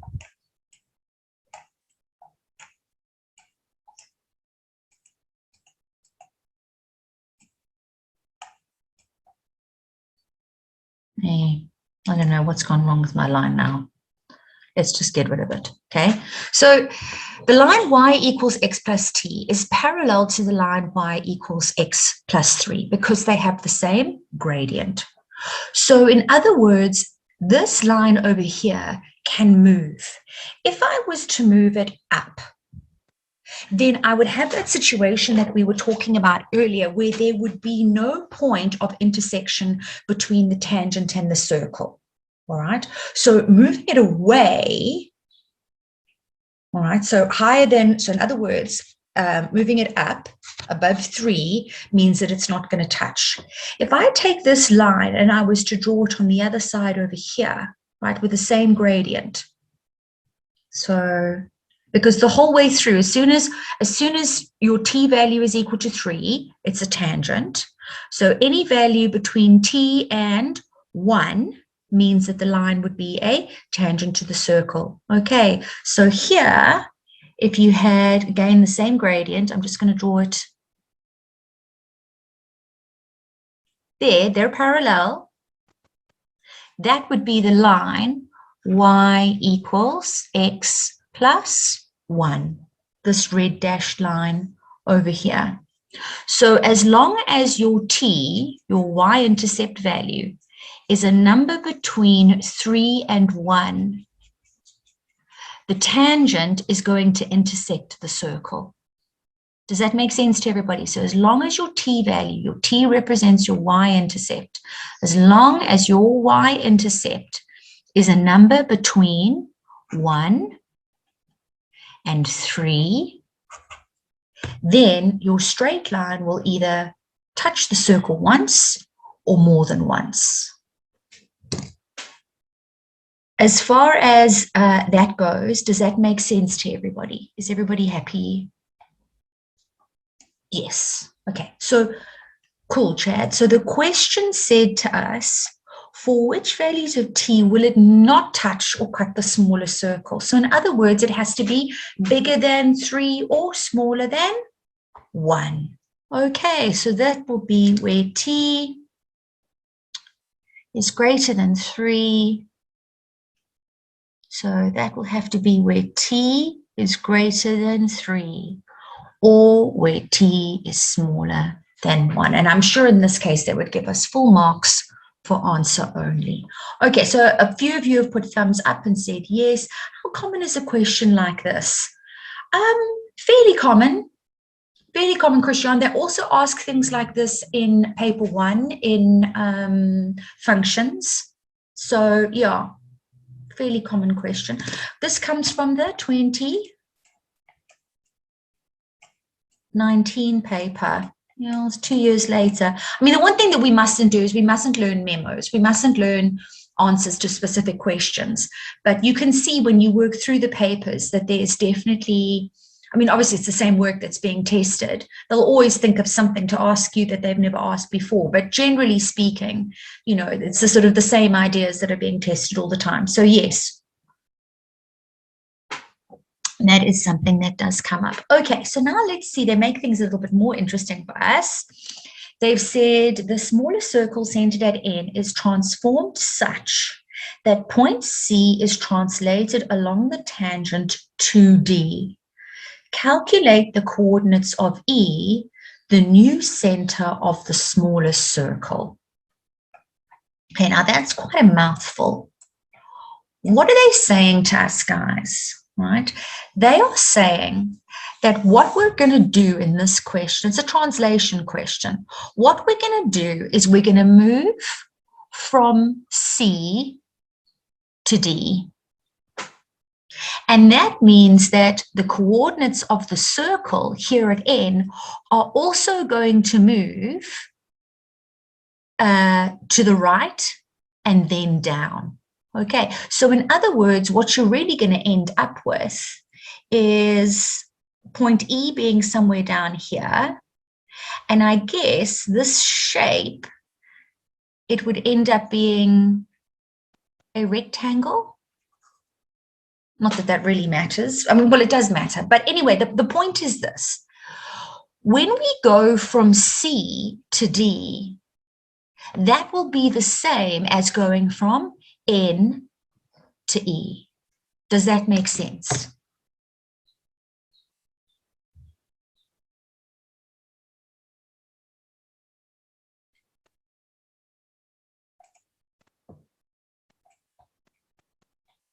Does that make sense, Matrix?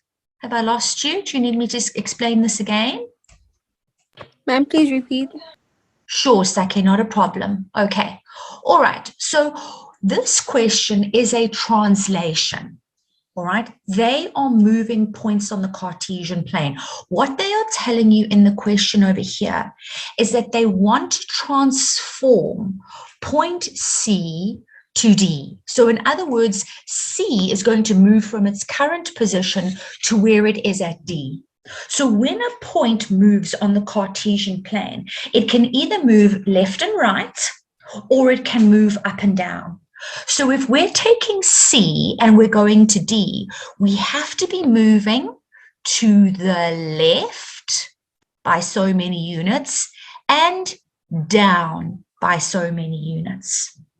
The same thing will happen with point N. So the number of units that we moved to the left from C to D will be the same number of units that we need to move left from N to E. Then the same number of units that we had to move down to get from this point over here to that point over there is the same number of units that we're going to have to move down. So it is it's a question about translation. So what I would do in a situation like this is I now want to know what my coordinates at D are. D is the x-intercept of our straight line. So let's work out what the coordinates at D are.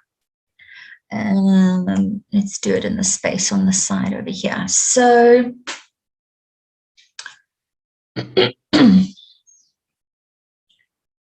we have the line y equals x plus 3.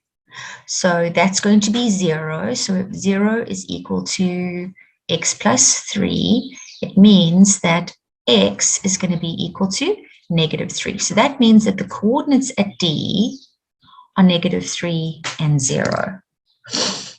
The coordinates at C, just write them down, are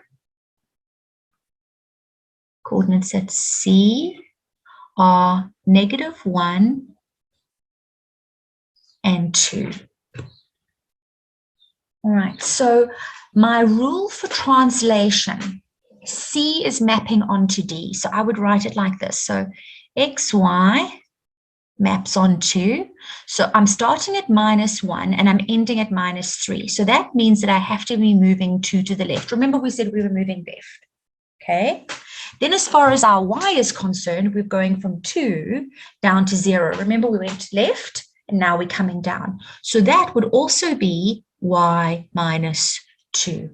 So now I'm going to use the same rule to map point N onto point E. So the coordinates at N are -1/2 and 3/2. The coordinates at N, let me just write that down. The coordinates at N are -1/2 and 3/2. Right, so again, we're going to use the same rule for mapping. Okay, we're going to move the same number of units left and the same number of units down. So that means that E is going to start at -1/2, and we're going to take 2 away.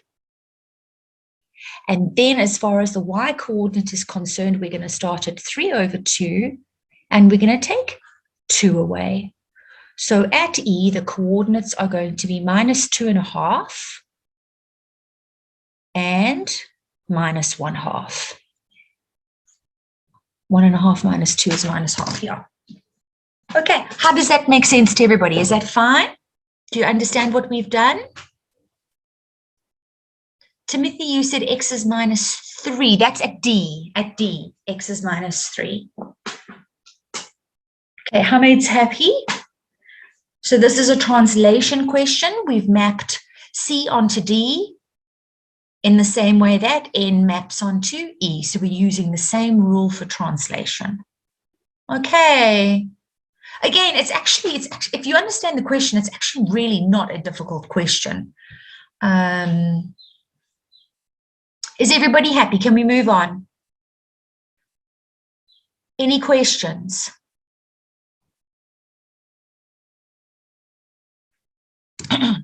Okay, so now let's have a look at this 5-mark monster. Look at this, guys. If it is further given that the area of quadrilateral OBCD is 2a squared square units, and A is positive, show that A equals root 7 over 2. So again, they've asked us to solve for A, and we have to pretend like we don't know what A is. We don't know that A is root 7 over 2. That's the answer that we need to arrive at. So the first thing that we need to do is work out the area of quadrilateral OBCD, and then we're going to have to make it equal to 2a squared, and then that's how we're going to solve for A. So working out the area of quadrilateral OBCD is the first thing that we need to do. So let's just go back up here and go and have a look. OBCD. Now I've drawn all over this. So what I'm going to do is let's just rub off all of this other gumph. Luckily for you guys, you've got your question paper, and this will be in your answer book.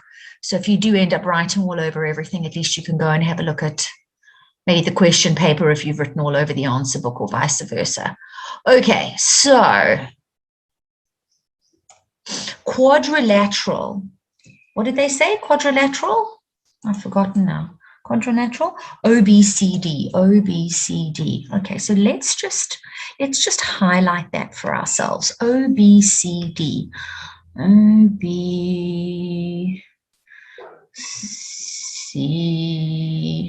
Okay, D's down there. Right. Okay, OBCD.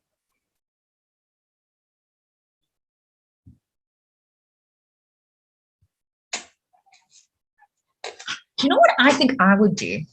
Whenever they give you a shape like this, okay, there's obviously no formula to work out the area of a quadrilateral, right? So now you've got to be creative, and you're going to have to cut this quadrilateral into two shapes that we do know the area of. So we know that A and M and C are all in the same straight line, don't we? Okay, because we know that they've all got the same x coordinate, -1, -1, -1. So what we've got here, and obviously if we draw a line parallel to the x-axis, that gives us a right angle triangle. So I think what I would do in this case is I would work out the area of this quadrilateral by using the area of a trapezium. So the trapezium is CAOB plus the area of a triangle. How does that make sense to everybody? It's a bit of a process, this one. Are we okay? Thumbs up, thumbs down.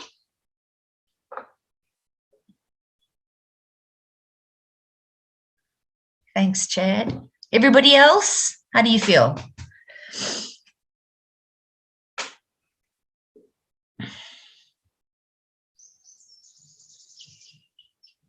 Okay. So let's do the area of the trapezium first. So I'll write up here. So the area of trapezium CAOB. Okay, so area of trapezium, if I was you, matrix, is something that I would learn off by heart. So it's equal to half the sum of the parallel sides multiplied by the perpendicular height. Okay, so the sum of the parallel sides, so these sides are going to be the ones that are parallel. So there, that's 1. And then that 0, that was 2, wasn't it? Wasn't the y coordinate at C equal to 2? Let me just double check. Yeah. Okay, so that means that AC is 2 units in length. So that's going to be 1 plus 2. So half the sum of the parallel sides multiplied by the perpendicular height. So the perpendicular height would be this distance over here. So the distance between A and O, which would be 1. Okay, so that's 3 times 1 is 3. So that would be 3 over 2 square units. We should write units squared. Okay, for the trapezium. Now what we want to do is we want to work out the area of this triangle. So area of triangle CAD is going to be equal to half base times height, because it's a right angle triangle. We know what the x-coordinate at D is. Remember, we worked it out. It was -3. So half, so base would be, so from -1 to there, that would be 2 units. And then the height would also be 2 units. So it would be 2 units squared. So therefore, the area of the quad CDOB is going to be 3 over 2 plus 2. So that's 1.5 plus 2. So that's what, 5 over 2? 2.5, 5 over 2. Am I right? Units squared. And now that we know what the area of CDOB is, we can set out and... Ma'am, it's 7 over 2. Is it 7 over 2? Am I just being stupid? Oh, yeah, of course, because 2 is 5 over 2, isn't it? Okay, thank you. Again, I made that mistake on purpose to see who was paying attention. Okay, 7 over 2. There we go. All right, good stuff. Thank you, Matrix. Okay, so we're nearly there. So now they wanted us to show that A was equal to what? It was like root 7 over 2 or something weird. So now that we know what the area of CDOB is, let's just do it here on the side. We don't need that. So 2A squared, yeah, mustn't forget, it was 2A squared, wasn't it, is equal to 7 over 2. So now we would need to divide both sides by 2. So that would leave us with 7 over 4. Yes, would be 7 over 4. Okay, and now we need to take a square root. Remember, A is going to be positive. So when we square root, our answer could be positive or negative, but they told us A has to be positive. So that means that A is going to be, what am I doing? A is going to be equal to the square root of 7 over 4. So therefore, A equals root 7 over 2. Okay. What was that? That was that one there. We got it right. Yeah, we do. Okay, you happy, Matrix? Is that making sense to everyone? How do you feel?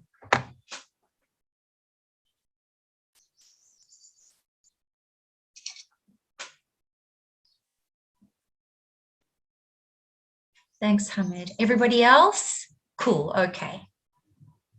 Nice. Shame you guys have gone a little bit quieter now. Shame you're feeling a little bit brain fried. We've still got an hour to go. Right, but well done. You guys are doing really, really well. Nice, really. Any questions? Is there anything that I've done so far that you want to ask a question about? Doesn't make sense to you?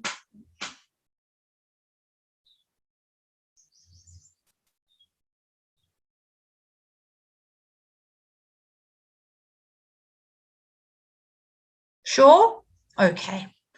All right. So that was question 4 from November 2019. Let's go and have a look what is up next.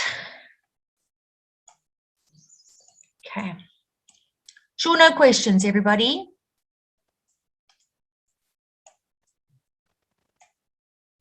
Okay, so now in the middle of the screen, our next question.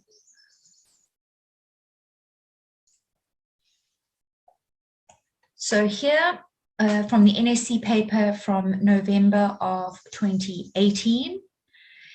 In the diagram, and again, look, two circles.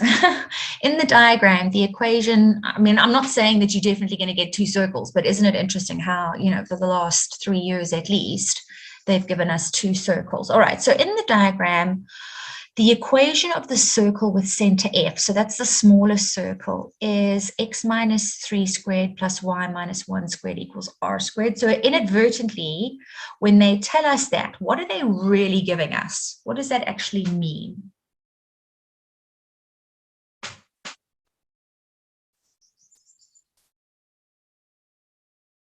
What information have they given us without being explicit?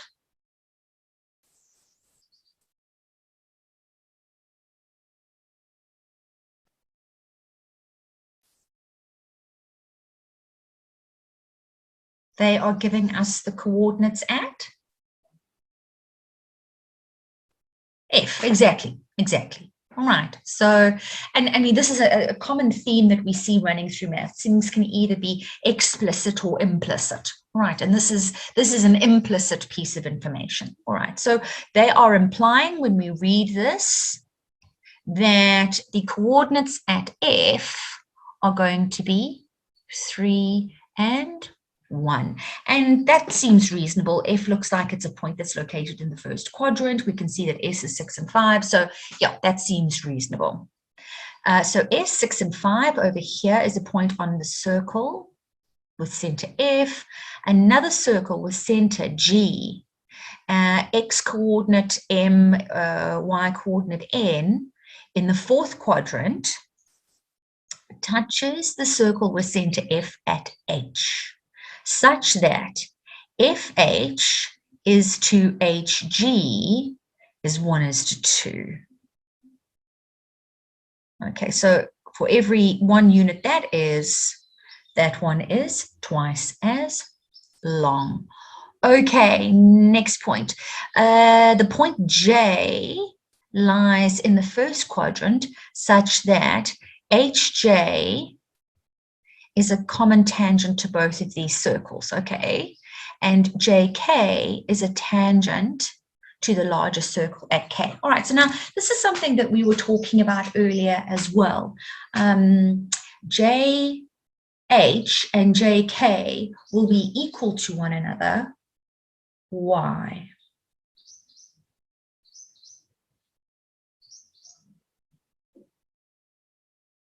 Can anyone tell me why would JH be equal tangents from the same point? Indeed, Chad.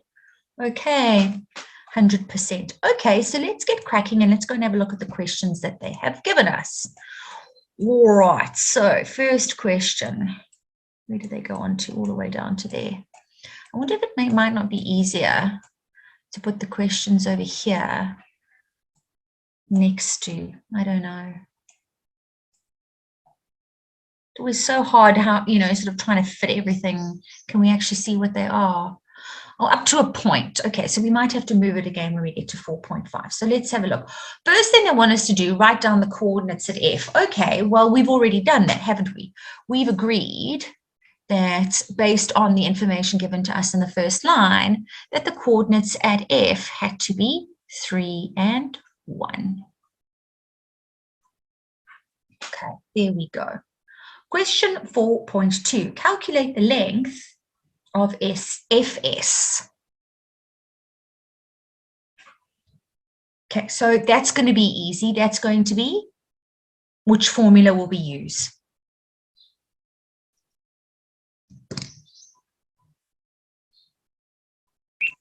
Distance formula. Distance formula, indeed, I agree with you. So distance formula. So I'm going to write over here and then I'll rub it out. Okay, so you guys are doing the same thing. We're going to work out FS. So distance of FS is, okay, as far as the x's are concerned, we've got 3 minus 6 squared. And the y's are concerned, we've got 5 minus 1 squared. Is that right? Let's have a look.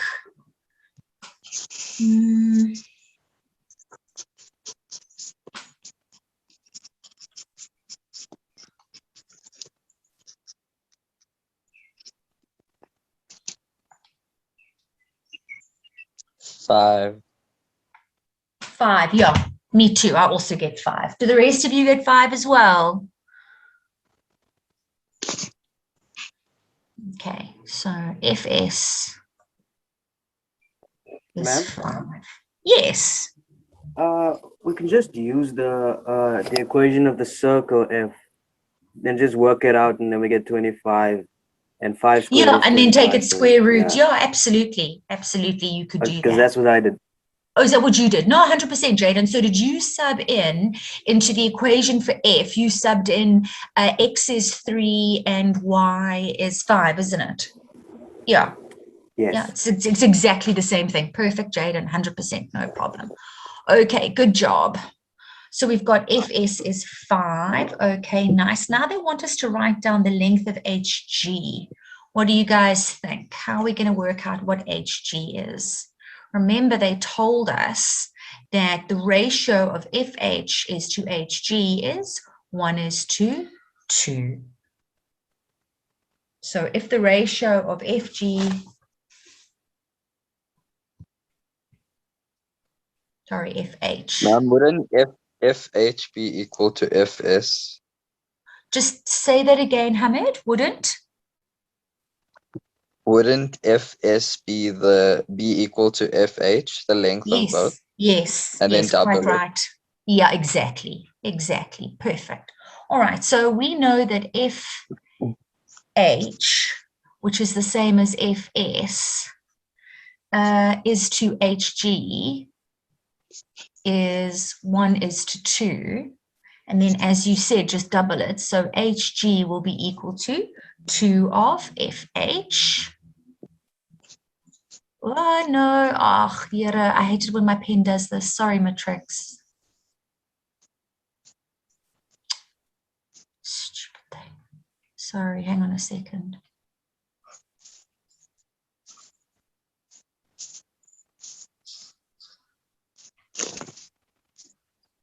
Okay, so HG was equal to 2 of FH. So that's 2 times 5. So that would be 10. Okay, so HG would be equal to 10. Sake, sorry, you have to go. No problem. Chad, we can get FH and double it. 100%. That's exactly what we have to do. No problem, Sake. Good luck. Okay, take care. If there's anybody else that needs to go, that's also fine. We're going to carry on going until 1 o'clock. So let's keep going. All right, question 4.5 now. They've said to us why, give us a reason why JH is equal to JK. All right, well, we've actually spoken about that already too, haven't we? They are tangents from the same point. Okay, so let's just get this out the way.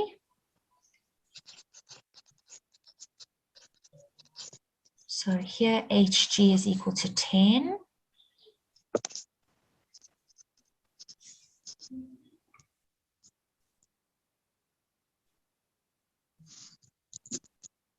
And these are tangents from the same point.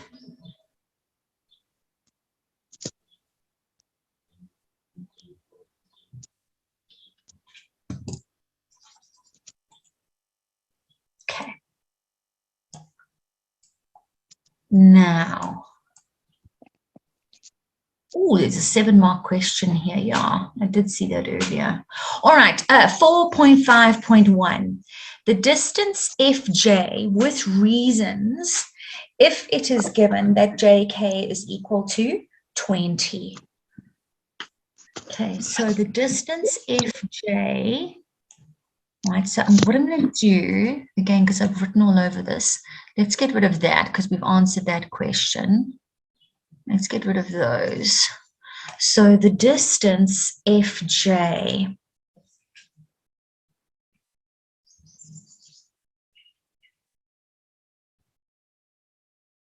if it is given that JK is 20. So we know that JK equals JH.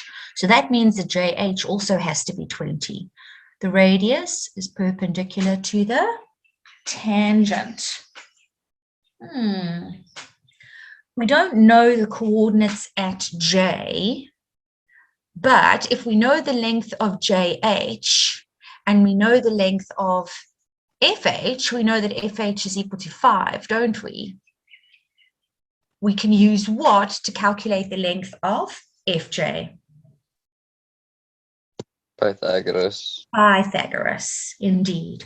Okay, so in 4.5.1 matrix, we are going to do the theorem of Pythagoras.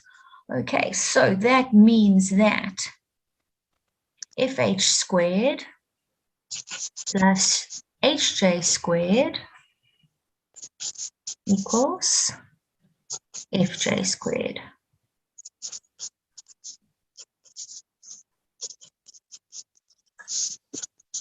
So maybe before that, we would have had to state that FH is perpendicular to HJ because any radius is perpendicular to a tangent. And we also know that HJ is 20. And that was proved in 4.4. So that's from 4.4. Sorry, I'm just dotting the I's and crossing the T's, so to speak.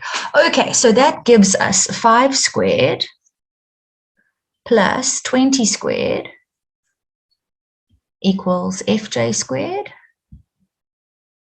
All right, so FJ squared is going to be equal to 425. Is that right? Which means that FJ will be equal to, you got 5 square root 7. Okay, so you guys getting, let me just check as well that I'm getting the same answer as you. 125. Oopsie, that's 415. 5 root 17. Yeah, I get 5 root 17. Yeah. Yes, I am there.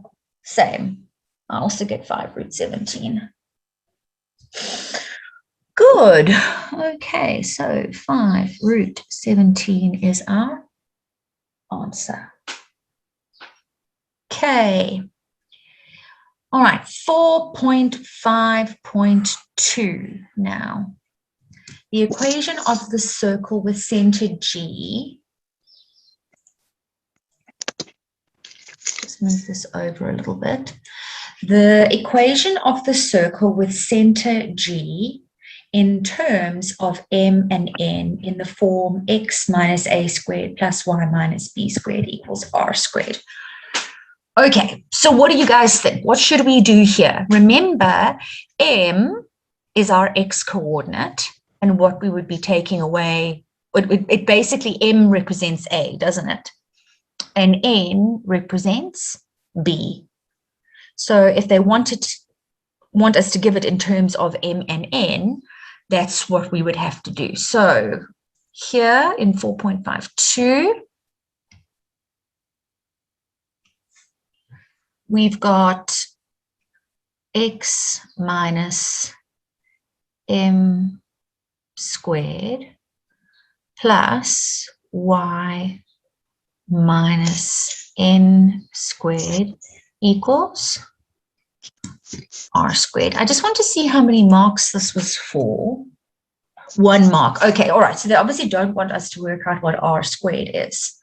Okay, so x minus m squared plus y minus n squared equals r squared. Fine. And now, the coordinates of G. If it is further given that the equation of tangent JK is the line x equals 22. Okay, so this is the line x equals 22. All right, so in other words, we know that at K, the x coordinate is 22, the y coordinate would be n. Does that make sense to everybody?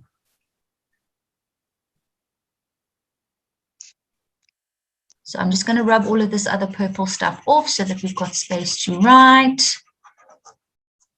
Okay, so Christian's going thumbs up. That makes sense. Okay, so something that we've actually seen in all three questions that we've done up to this point is how a point on the circle, a tangent, is going to be in the same horizontal line as the center. All right, and then over here, anything in the line G would have the same value of M, but we know that this has to be perpendicular and therefore equidistant from parallel to the y-axis, so we know that that has to be N as well. The coordinates of G. All right, so in other words, when they're asking us to calculate the coordinates of G, what do they really want? They want us to work out the values of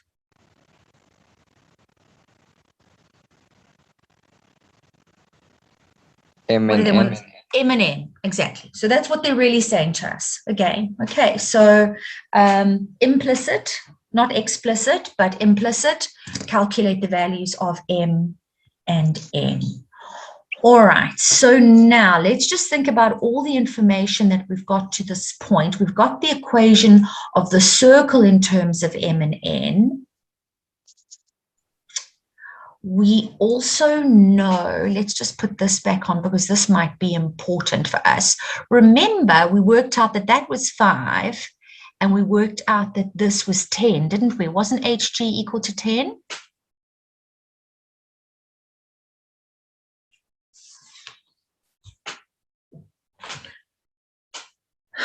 Okay, so we can take that 10 and where can we sub it into, Matrix?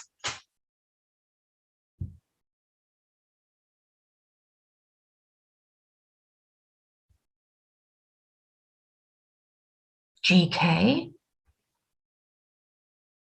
Yes, so it would be the same as GK. So in other words, HG and GK is the radius of the circle. It's the radius of the circle. Remember, look here, we didn't know what R was. Okay, so we can take X minus M squared plus Y minus N squared. And we can go and sub it in here. So 10 squared, that would leave us with 100.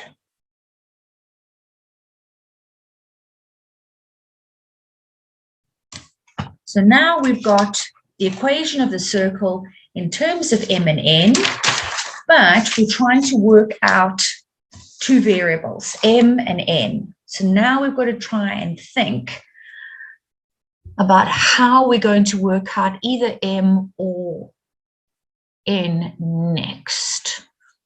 Okay, so what do you guys notice about what information have we got? So we know the length from F to H. We know the length from H to G. FHG has to be a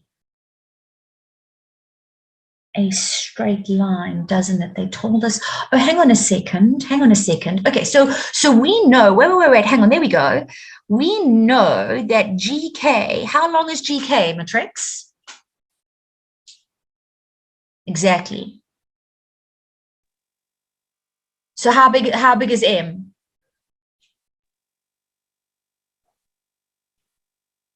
Indeed. Okay, because it's going to be 22 minus 10 gives us 12. Does that make sense to everyone? Okay, so that was actually quite easy. We know that M is going to be equal to 12.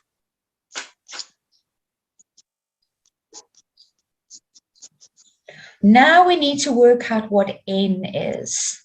So FHG, HJ is a common tangent.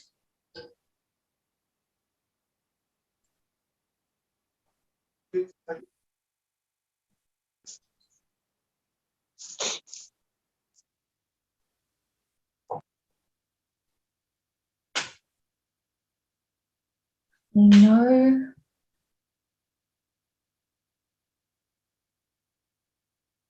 know the length of line FG. Do we have anything else? I don't think so. So I'm thinking what we're going to have to do here. Sorry, I'm just thinking about the question. The only bit of information that we've got is we know the length of HG, which we've already used. We know the length of FHG. If we did the length of a line, so in other words, if we said that FG squared, so from here to here, the length of this line is going to be, we know that M is 12, so that would be 12 minus, what's the x coordinate at F?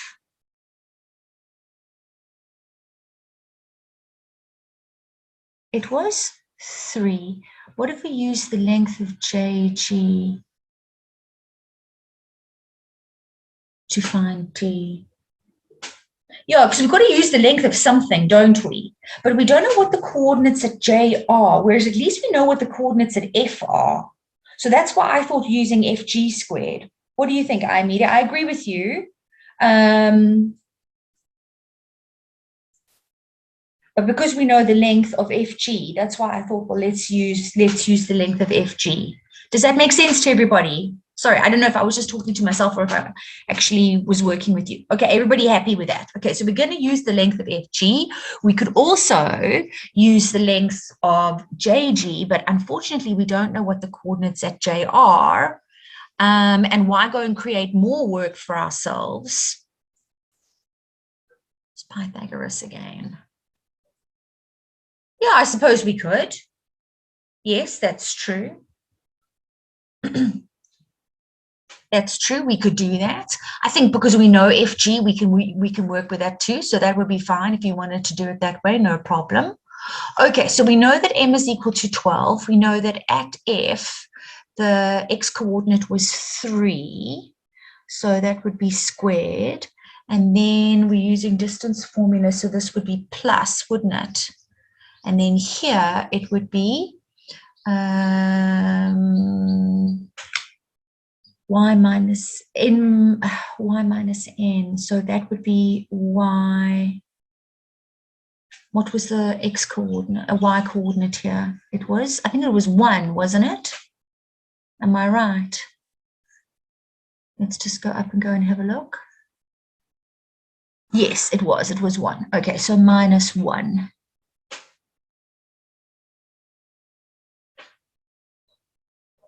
Okay, so what was FG? FG was 5 plus 10, so that was 15, wasn't it? So we've got 15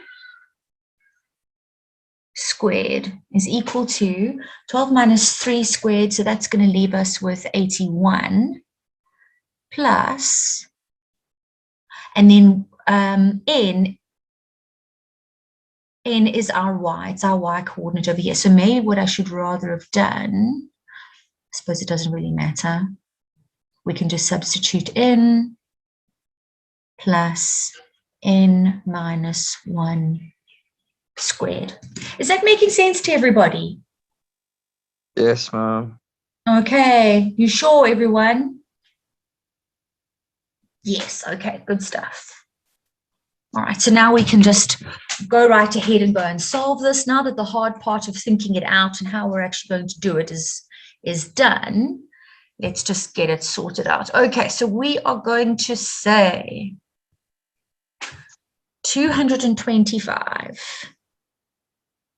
is equal to 81 plus, and then I would go n squared minus 2n plus 4. So I would make this into a quadratic. So 0 is equal to n squared minus 2n. And now we've got to go 81 plus 4 minus 225. 140. Minus 140.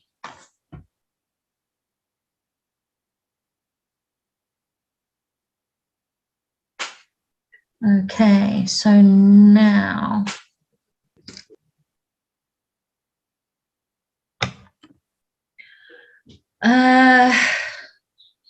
so two numbers actually.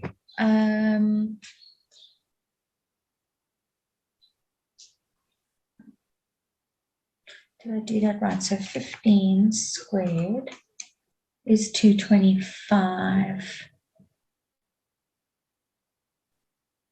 Oh, hang on. I've made a mistake. I've made a mistake. Wait. Here.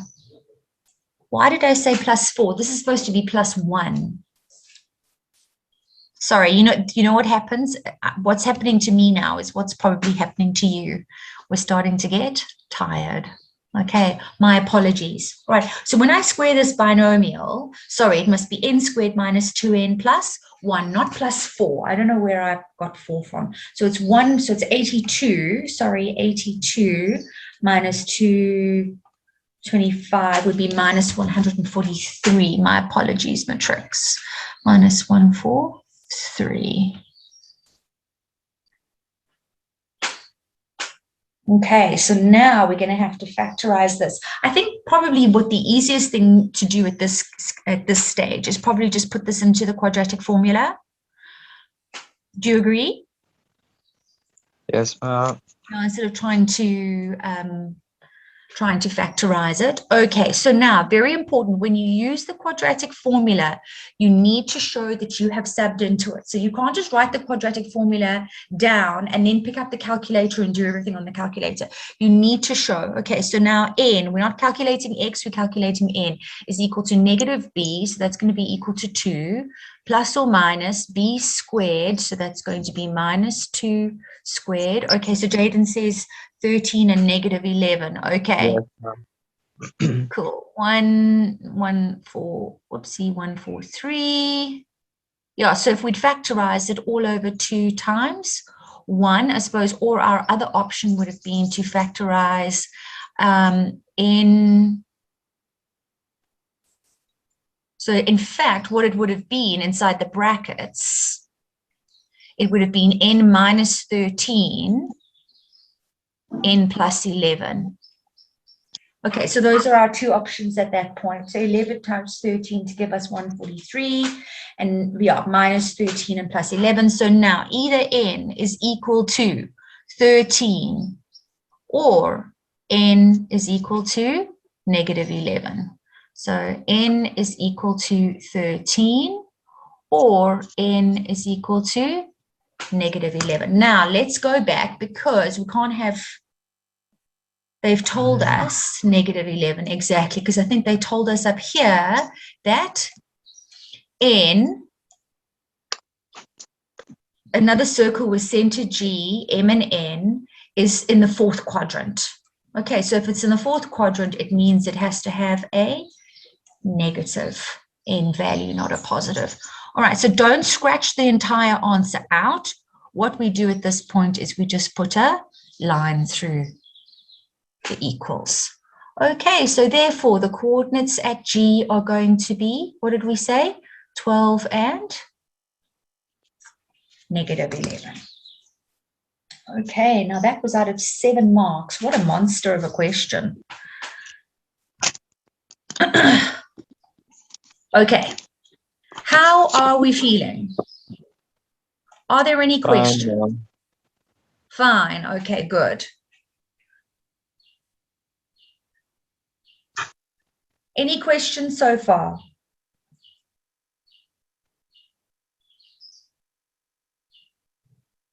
All right. So thanks, Hamid. Hamid's got thumbs up. So does Atom Corsi.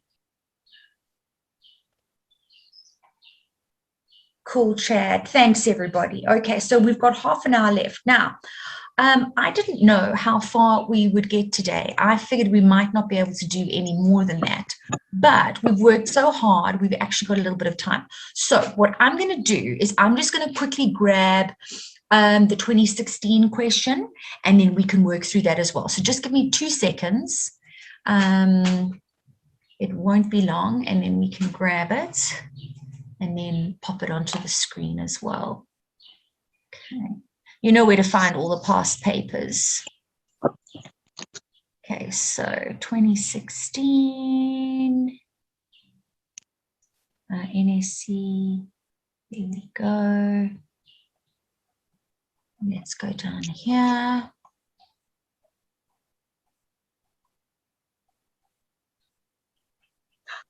Maths, paper 2.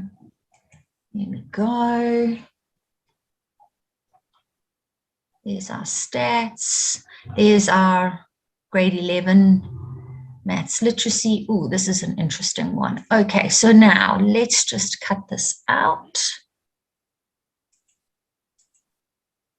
And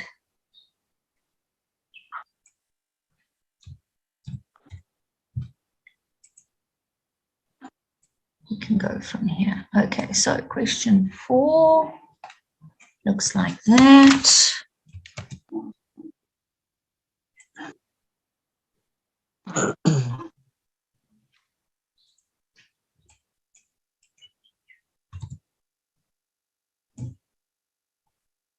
There, and then here.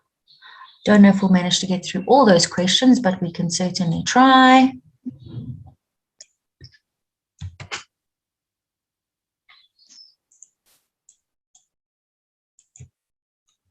There we are. Okay. All right, so we've got half an hour to go. This is now NSC 2016. So that's pretty good because at least we've done 2020, 2019, 2018, 2017, and now we're doing 2016. Okay, let's have a look. All right, so in the diagram, M is the center of the circle. Okay, so now here they didn't give us 2 circles. With T, 3 and 7, R, okay, S is 5 and 2, RT is a diameter, and then they've told us that K is a point in the 4th quadrant such that KTL, so KTL is a tangent to the circle at T, so that's all they've given us. All right, so now give a reason why TSR is equal to 90. Okay, so who can tell us the reason for that? Yes, angle in a semicircle. Good job, Christian. Okay, so here, angle in a semicircle. Angle in a semicircle. Good, well done, guys. Okay, nice. Gradient of TS. That's easy, isn't it? So the gradient of TS is going to be the change in Y over the change in X, so 5 minus 3. So that would give us -5 over 2. Does that seem right? Yeah. Okay, so the gradient of TS is -5 over 2. Thanks, Christian. I'm glad you agree. Hope everybody else does as well. Must be 1 mark for subbing in and 1 mark for our answer. Okay, next question. Determine the equation of the line SR in the form y equals mx plus c. Can you see how so often these questions are exactly the same thing, where, you know, we're asked to find the equation of a straight line, okay, etc., etc. All right, so your ideas, how are we going to do this? How are we going to find the equation of SR? Can someone tell me what they think we should do?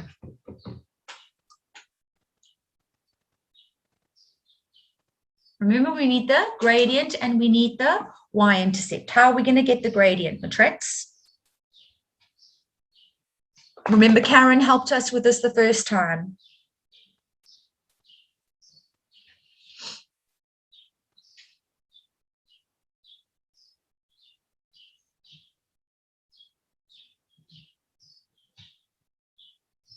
Line TS is perpendicular to line SR, isn't it?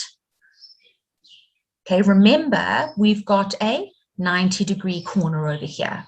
All right, so if these two lines are perpendicular to one another, it means that the gradient of TS times the gradient of SR has to be equal to -1. Does everybody remember that? So, let's just get rid of this. If the gradient of TS is -5/2, then the gradient of SR is 2/5. Yes, Chad, I quite agree. Okay, and now we would have to do the whole y equals 2/5x plus c thing. Now we need to work out the values of c. We know that the line goes through S, so we can use those coordinates and go and sub in. So just moving this up and giving ourselves some space to write.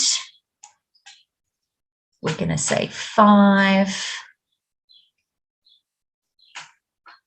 2 is our y coordinate, is equal to 2/5 times 5. I think Jaden's given us an answer already.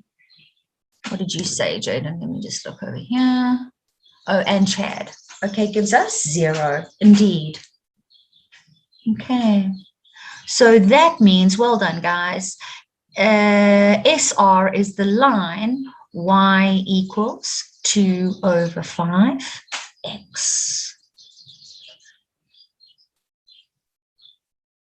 And it means that this line has to go through which point on the Cartesian plane? It has to go through the origin. Okay, because the value of C is 0. Good job. Okay, let's see what's next for us. Okay. Okay, so the equation of the circle above is x minus 9 squared plus y minus 6.5 squared equals 36.25. Okay, so again, they're giving us the coordinates at M really, aren't they? Now they want the length of TR in surd form. Okay, so how are we going to do that? How are we going to write down what TR is in surd form? What are your ideas?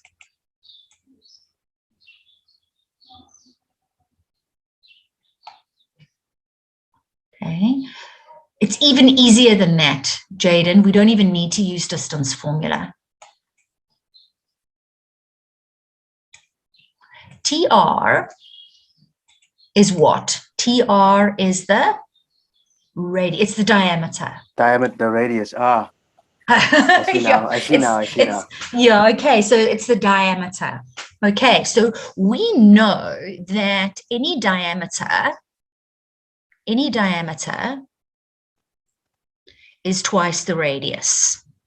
And we know in this case that the radius squared is 36.25.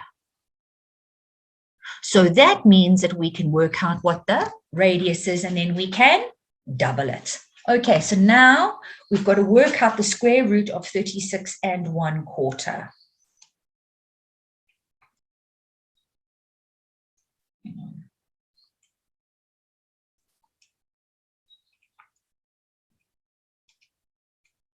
What are you guys getting? 3, ma'am. 3? I didn't get 3. What have I done wrong? I get the square root of 145. Yeah, I'm getting the square root of 145/2. Oh, I times the 2. Oh, did you times it by 2 already? Okay, all right. Okay, so then diameter would be equal to this times by 2, which would be root 145. I agree. Okay, 100%. Okay, so TR is root 145. Okay, there we go. Everybody happy so far? Making sense?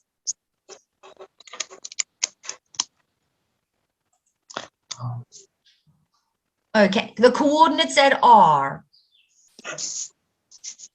What formula are we going to use to work out the coordinates at R? We've seen this before as well.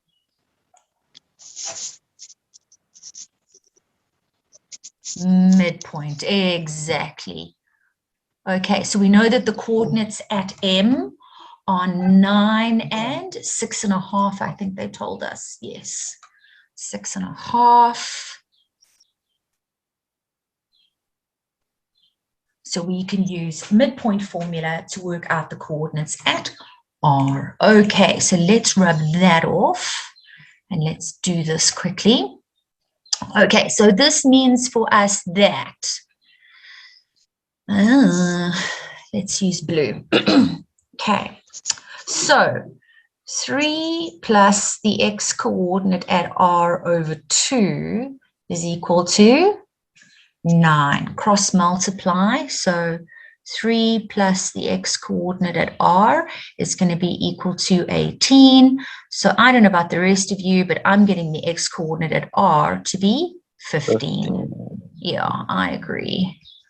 All right, then when it comes to the y coordinate, we would do 7 plus the y coordinate at R over 2 equals 6.5. So 6.5 is what? 13 over 2. And since we've got the same denominator, we can drop the denominator, which means that the y at R is going to be 13 minus 7, which gives us 6. Do you guys agree? Yes, ma'am. Okie dokes, nice, good job. Okay, so midpoint formula to work out the coordinates at R.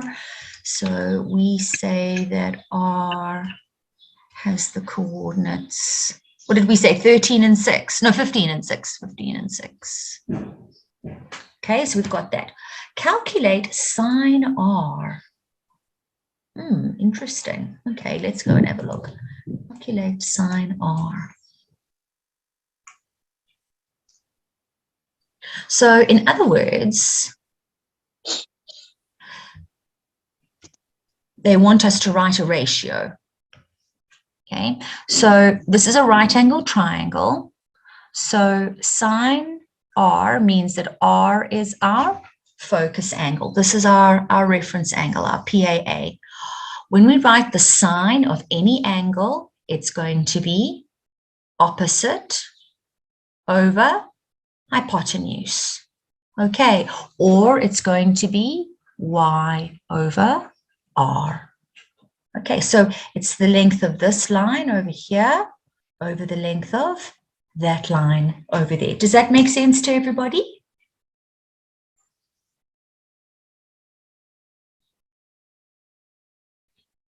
Yes, you happy? Cool beans? Okay, so let's do that. I'm just trying to think if there's a quicker way for us to work out. I'm just going to get rid of these, out y and r. Than doing distance formula, but I don't think there is. So we said here the coordinates were 15 and, was it 6? Let's just double check. We're writing down the wrong thing.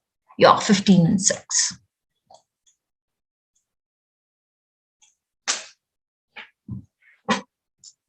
Okay, so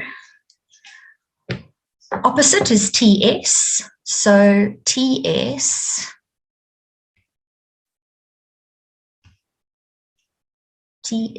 is root 5 minus 3 squared plus 2 minus 7 squared. So TS is square root of 29. Say that again, please. Square root of 29. Square root of 29. Okay, so Jaden says root 29. Are the rest of you also getting root 29?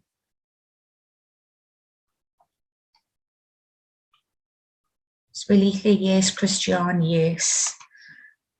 All right, 2 minus Okay, perfect. Okay, good job. So we know what y is. Now we just need what r is, so the length of the hypotenuse. I don't think we need to do distance formula for that, do we? Because here we're at 3.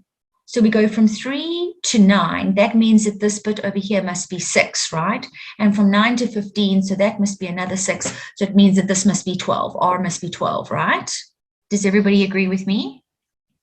So this is going to be root 29 over 12.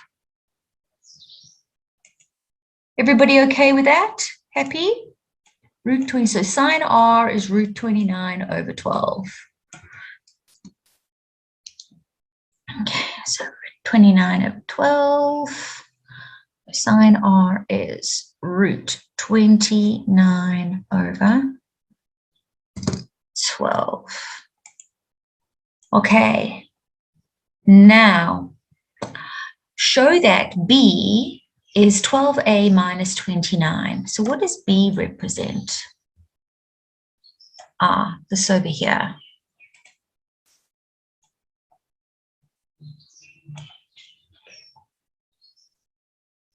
So show that b equals, so again, we've got to pretend like we don't know, is 12a minus 29. Okay. What are your ideas, guys? I mean, again, we know that this line is a tangent to the circle, right? So when they're asking us for b, they're asking us to represent the y-coordinate of k in terms of a. So we know that that's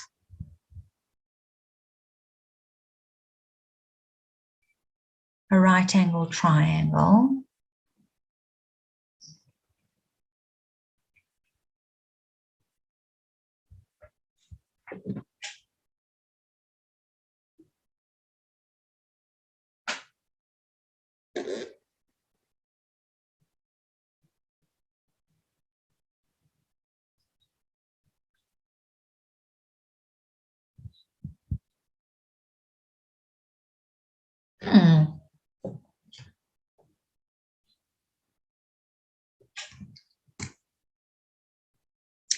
So B is our y-coordinate. What are we not thinking about here, matrix? Show that B is 12a minus 29.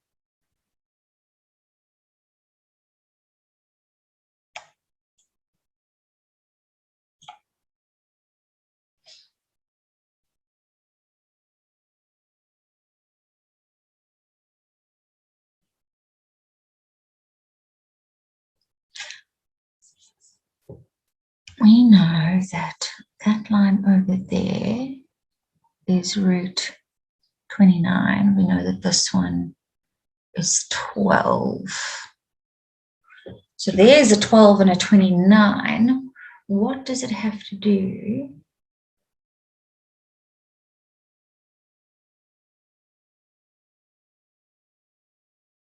with a right angle triangle?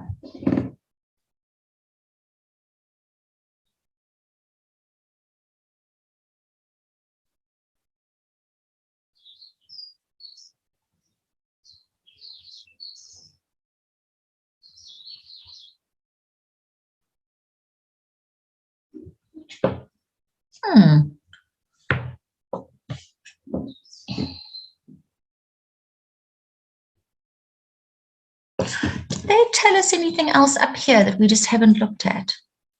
So M is the center of the circle passing through T, R, and S. RT is the diameter of the circle.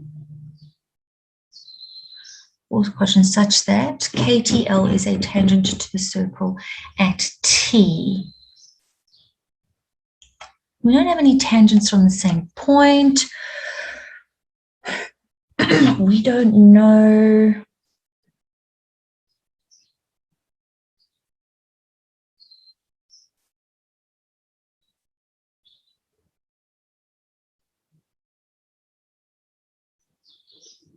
And tell us that that was the same length. What are we not seeing here, Matrix? It's got to have something to do with this. It's got to have something to do with sine R, right? So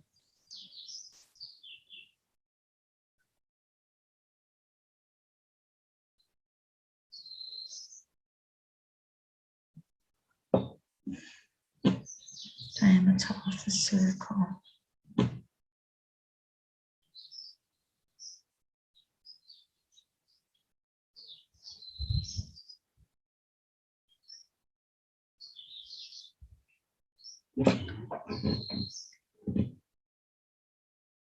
I'm feeling really, really silly at this point.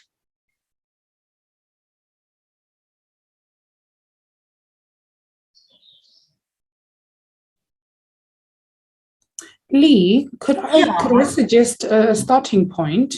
Yeah, please do. I think, well, I'm not too sure, but I am getting a negative 12 when I find the gradient of RT, and because that is perpendicular to the gradient of KT, that gives me negative 12. So just say that again, the gradient So of? if we look for the gradient of RT, the line RT. Okay, so the gradient of RT is going to give us negative 1 over 12. So that would be 6 minus 7 over 15 minus 3, right? So that would give us negative 1 over 12. Yes, and now that's perpendicular to the gradient of KT. Okay, fine, fair enough. But how is knowing the gradient of KT going to help us work out the y coordinate at?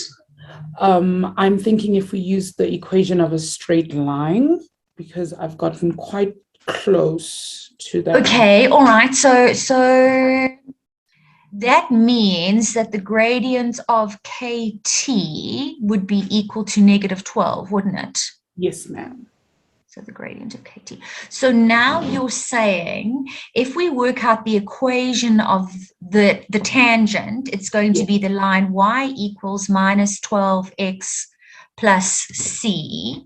And we know that it goes through the point 3 and 7, don't we? Yes, we do. So okay, we do. So in other words, thanks, Coco. I was having a complete blonde moment there. Minus 12, and then that would be 3 plus c. So that means that c would be equal to 24 plus 7. Oh no. 36 plus 7. Yes, 36 plus 7. Sorry. That's okay, which would give us 43. Okay, I may not be on the right track myself. Okay, which means that the equation of that tangent, it is going to be the line y equals.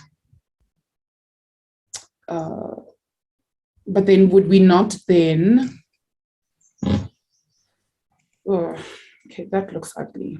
Y is equal to negative 12x now plus 43. Positive. So now hang on a second. This has got to be positive 12. There's my mistake. Sorry, I made a mistake here. Look, I've just realized. Oh, this yes, is supposed to be the product is negative 1. Exactly. Yes. Okay, so that's my mistake over there. So it wouldn't be 43. It would be 29. It would be 29, exactly. All right. Our values for y and x are not y and x. They are exactly. A. We're going to explain. Do not worry. Exactly. Okay, so this means this has to be the line y equals 12x plus 29. Why am I writing 12? Because I'm stupid. Plus 29, but they tell us that the coordinates for x and y are actually a and b. Therefore, exactly. Okay, but we know that x is equal to a, and we know that y is equal to b. Exactly. So therefore, b equals 12a plus 29.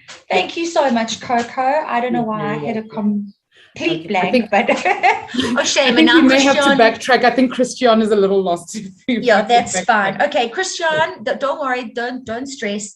I know exactly what we're doing now. Thank you so much, Coco, for helping me when I got stuck. Okay, so Christian, this is what we're doing. All right. At this point K over here, all right, A is the X coordinate at K and B is the Y coordinate at K. So what they are wanting us to do is that they're wanting us to write the Y coordinate, so B, in terms of the A coordinate, right? So Coco's clever idea was to get the equation of the line, because then you can write X in terms of Y or Y in terms of X, right? So what we did was this. We worked out the gradient of line RT. We can do it all over again. It doesn't matter. Okay.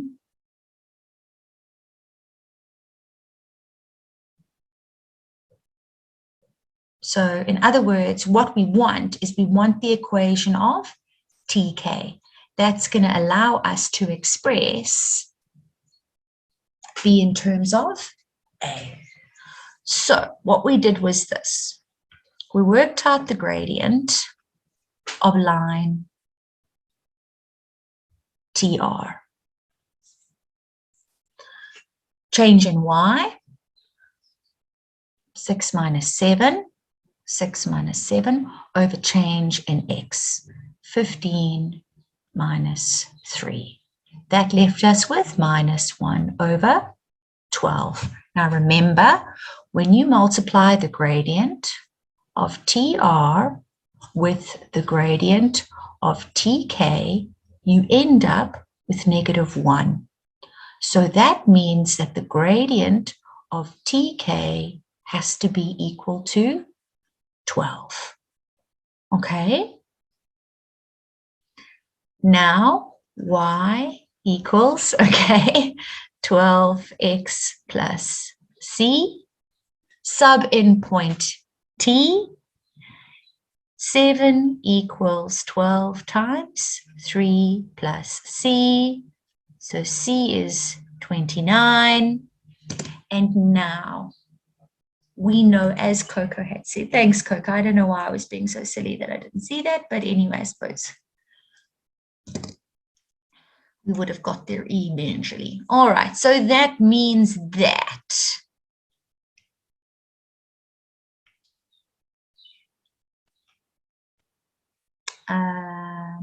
the line is the line Y equals 12x plus 29 at K. X is equal to A, Y is equal to B. So we just, okay, Christian, there we go. Thanks, Coco. Silly me. Well, I think it just needed a fresh pair of eyes. That's okay. Yeah, I think so. Sorry, my brain is a little bit tired now after doing this for 3 hours. 3 hours. Yeah, it's funny, and it's funny. This is just maths for you. You know, you look at it, and the thing is that it's got to be something that you know. It's so obvious, and then it's just so not obvious. Okay, so please feel free to jump in. If TK equals TR, calculate the coordinates of K. So that's worth 6 marks. Okay, so we already know what the Y coordinate is. We know that the Y coordinate is B equals 12A plus 29. So in other words, if we can solve for A, it means that we've got what B is. So I think that this question is asking us to solve for A. TK is the same length as TR. Okay, so that means that TK is 12. Is that right? TK is 12. So TK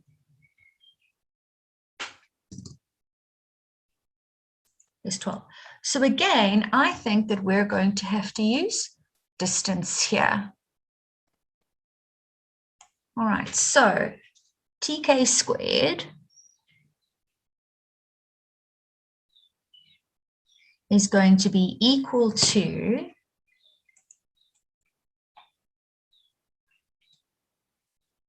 A minus 3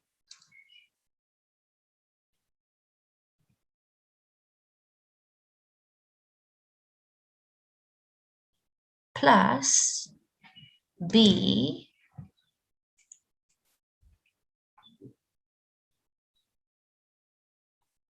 minus 7.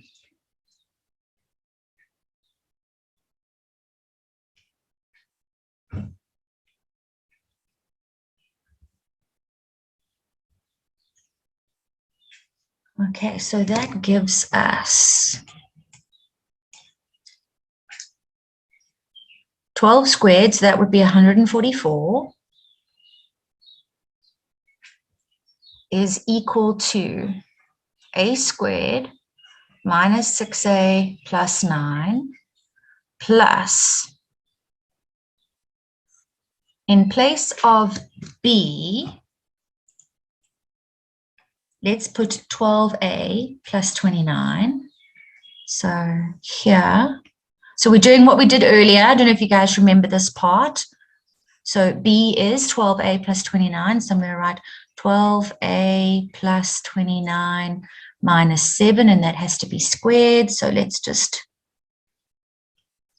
a squared minus 6a plus 9, and then here plus, so that would be 12a, and 29 minus 7 would be 22. So let's just square that out. So a squared minus 6a plus 9 plus 144 a squared. 12 times 22 doubled is 528 plus 528a plus 22 squared is 484.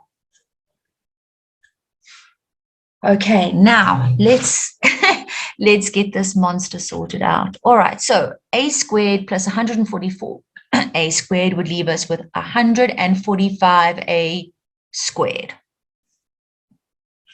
Then we've got 528a minus 6.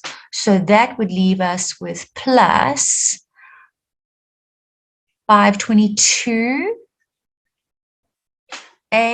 agreed. And now we've got 484 plus 9 minus 144, which leaves us with 349.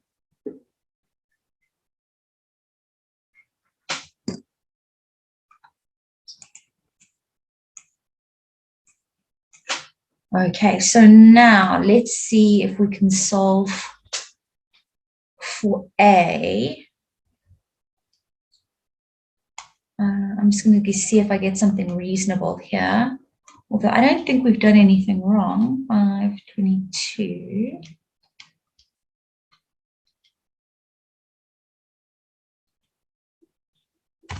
I'm not getting a nice integer value for A. Coco? Have I done something wrong here? I don't think so, ma'am. The numbers look quite accurate. So let's just go back to the beginning. I don't know why I'm getting, I mean, they didn't say to 2 decimal places. I mean, maybe they are, but I mean, I'm getting. Yeah.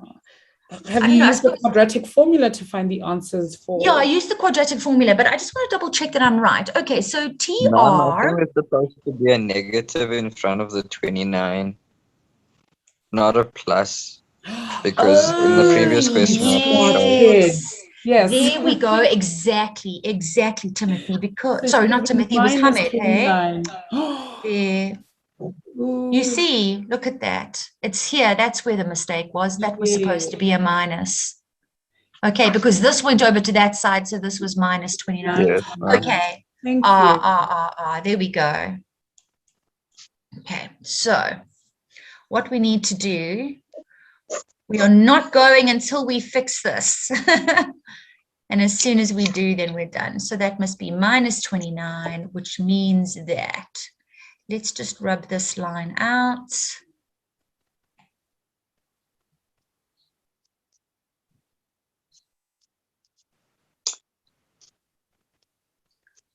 Okay.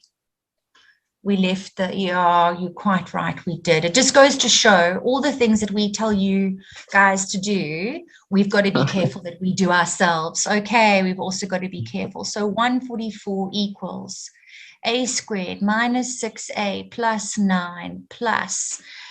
So this would be 12a and negative 29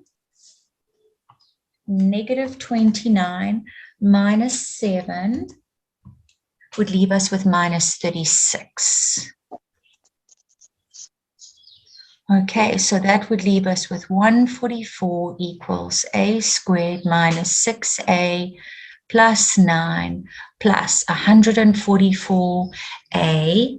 12 times 36 times 2 leaves us with a whopping 864. A in the middle plus 36 squared leaves us with 1296.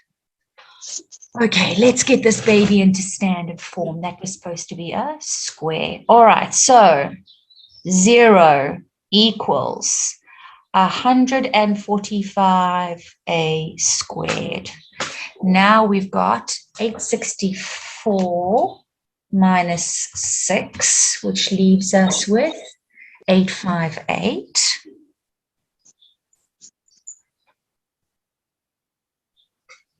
And then we've got 1296 minus 9 minus 144 leaves us with,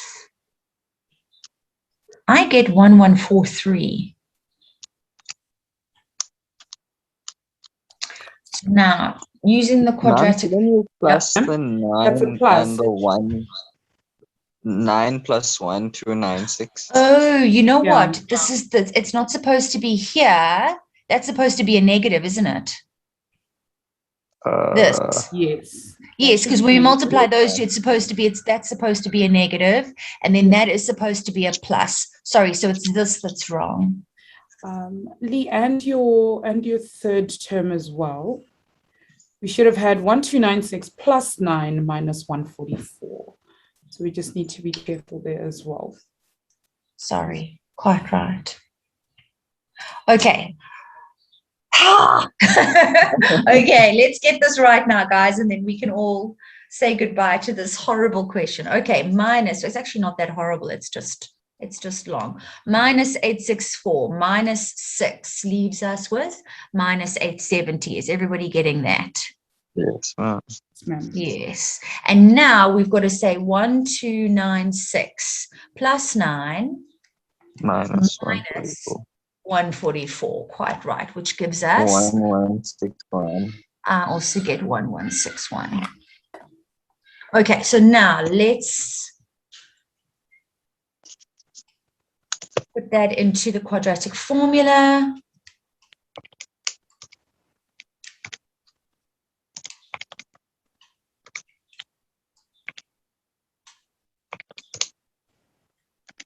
Haha, okay. So I'm getting, it's 4, isn't it? X is equal to 4 or 2. Sorry, A is equal to 4 or 2.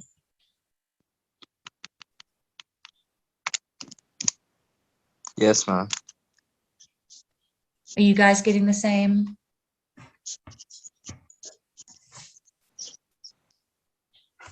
Sure. Ooh-wee. Okay, so A is equal to 4 or it's equal to 2. So in this situation over here, I mean, if that's 3, we don't know. I think we would have to use both solutions. I mean, it seems more likely to me that A would be equal to 2 rather than to 4. Because of where it's situated. I mean, it does look as though K is closer to the y-axis than what T is, and that's 3. This point over here is 5. I think that A is 2 rather than 4, to be honest with you. All right, so now last things last.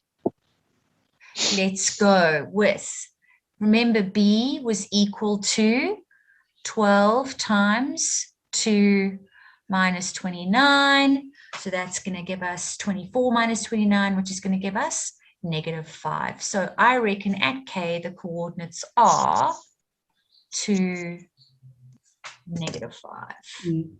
Yes, ma'am. In any case, it Wow. couldn't have been 4, otherwise our Y value would have been positive. And Exactly. All right.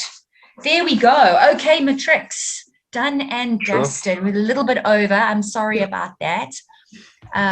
What a question. Okay. Anyway, I hope that you found this session helpful and useful. And yeah, all the very best of you going forward. Thank you so much for for everything. It's been an amazing 3 hours. Anyway, let me hand you over to Coco. It's a pleasure, Christiane. I enjoyed that so much. That's what I love about maths, when there's something really difficult and then we finally get to the answer. That's the best part. Yes. So well done, guys. I hope you guys share the same enthusiasm for maths that we do. Yes. Awesome. Okay, I'm just going to share my screen quickly. I won't keep you long because we're already over our time. All right, guys, this is the only lesson that we're going to have on analytical geometry. So I hope you guys got as much out of it as you possibly could have. I certainly had fun. So I'm glad that you guys had fun. I hope that you guys had fun as well. All right, guys. So the next week, we do know that you guys are writing your first paper on Friday. So every single day from 6, we are going to be having a Q&A. So as you're studying and going through all the papers, any question that you come across that just is mind-boggling, please, I'm going to pop Lee's email into the chat one more time. Please send them to lee@watobe.com so that we can look at them and we can then tackle them in the live Q&A sessions that we're going to be having in the next week that's coming up. All right, guys. And again, if you know of a friend who's probably looking for maths help, please tell them to come join us. All of the stuff that we've gone through so far is up on our website, watobe.co.za. So you are more than welcome to go review any section that you need to get ready for your exam. And yeah, guys, invite as many of your friends as you can so that they can also benefit from what we've learned here. But thank you so much, guys, for joining us. You're welcome, Karao. I just jumped in at the end there, but you are. Yeah, no, thank you for doing that. My brain was like, how their brain feels after the end of 3 hours as well. All right, awesome. Thanks, guys. You guys have been well great. done, everybody. Yeah, we will see you all on Monday if you can join us. If you're writing, we wish you the best of luck. Yes, absolutely. Yeah, we hope to see you guys again. All right, everyone. Okay. Bye. All right. Bye, everyone. Have a good weekend. Bye. Thank you.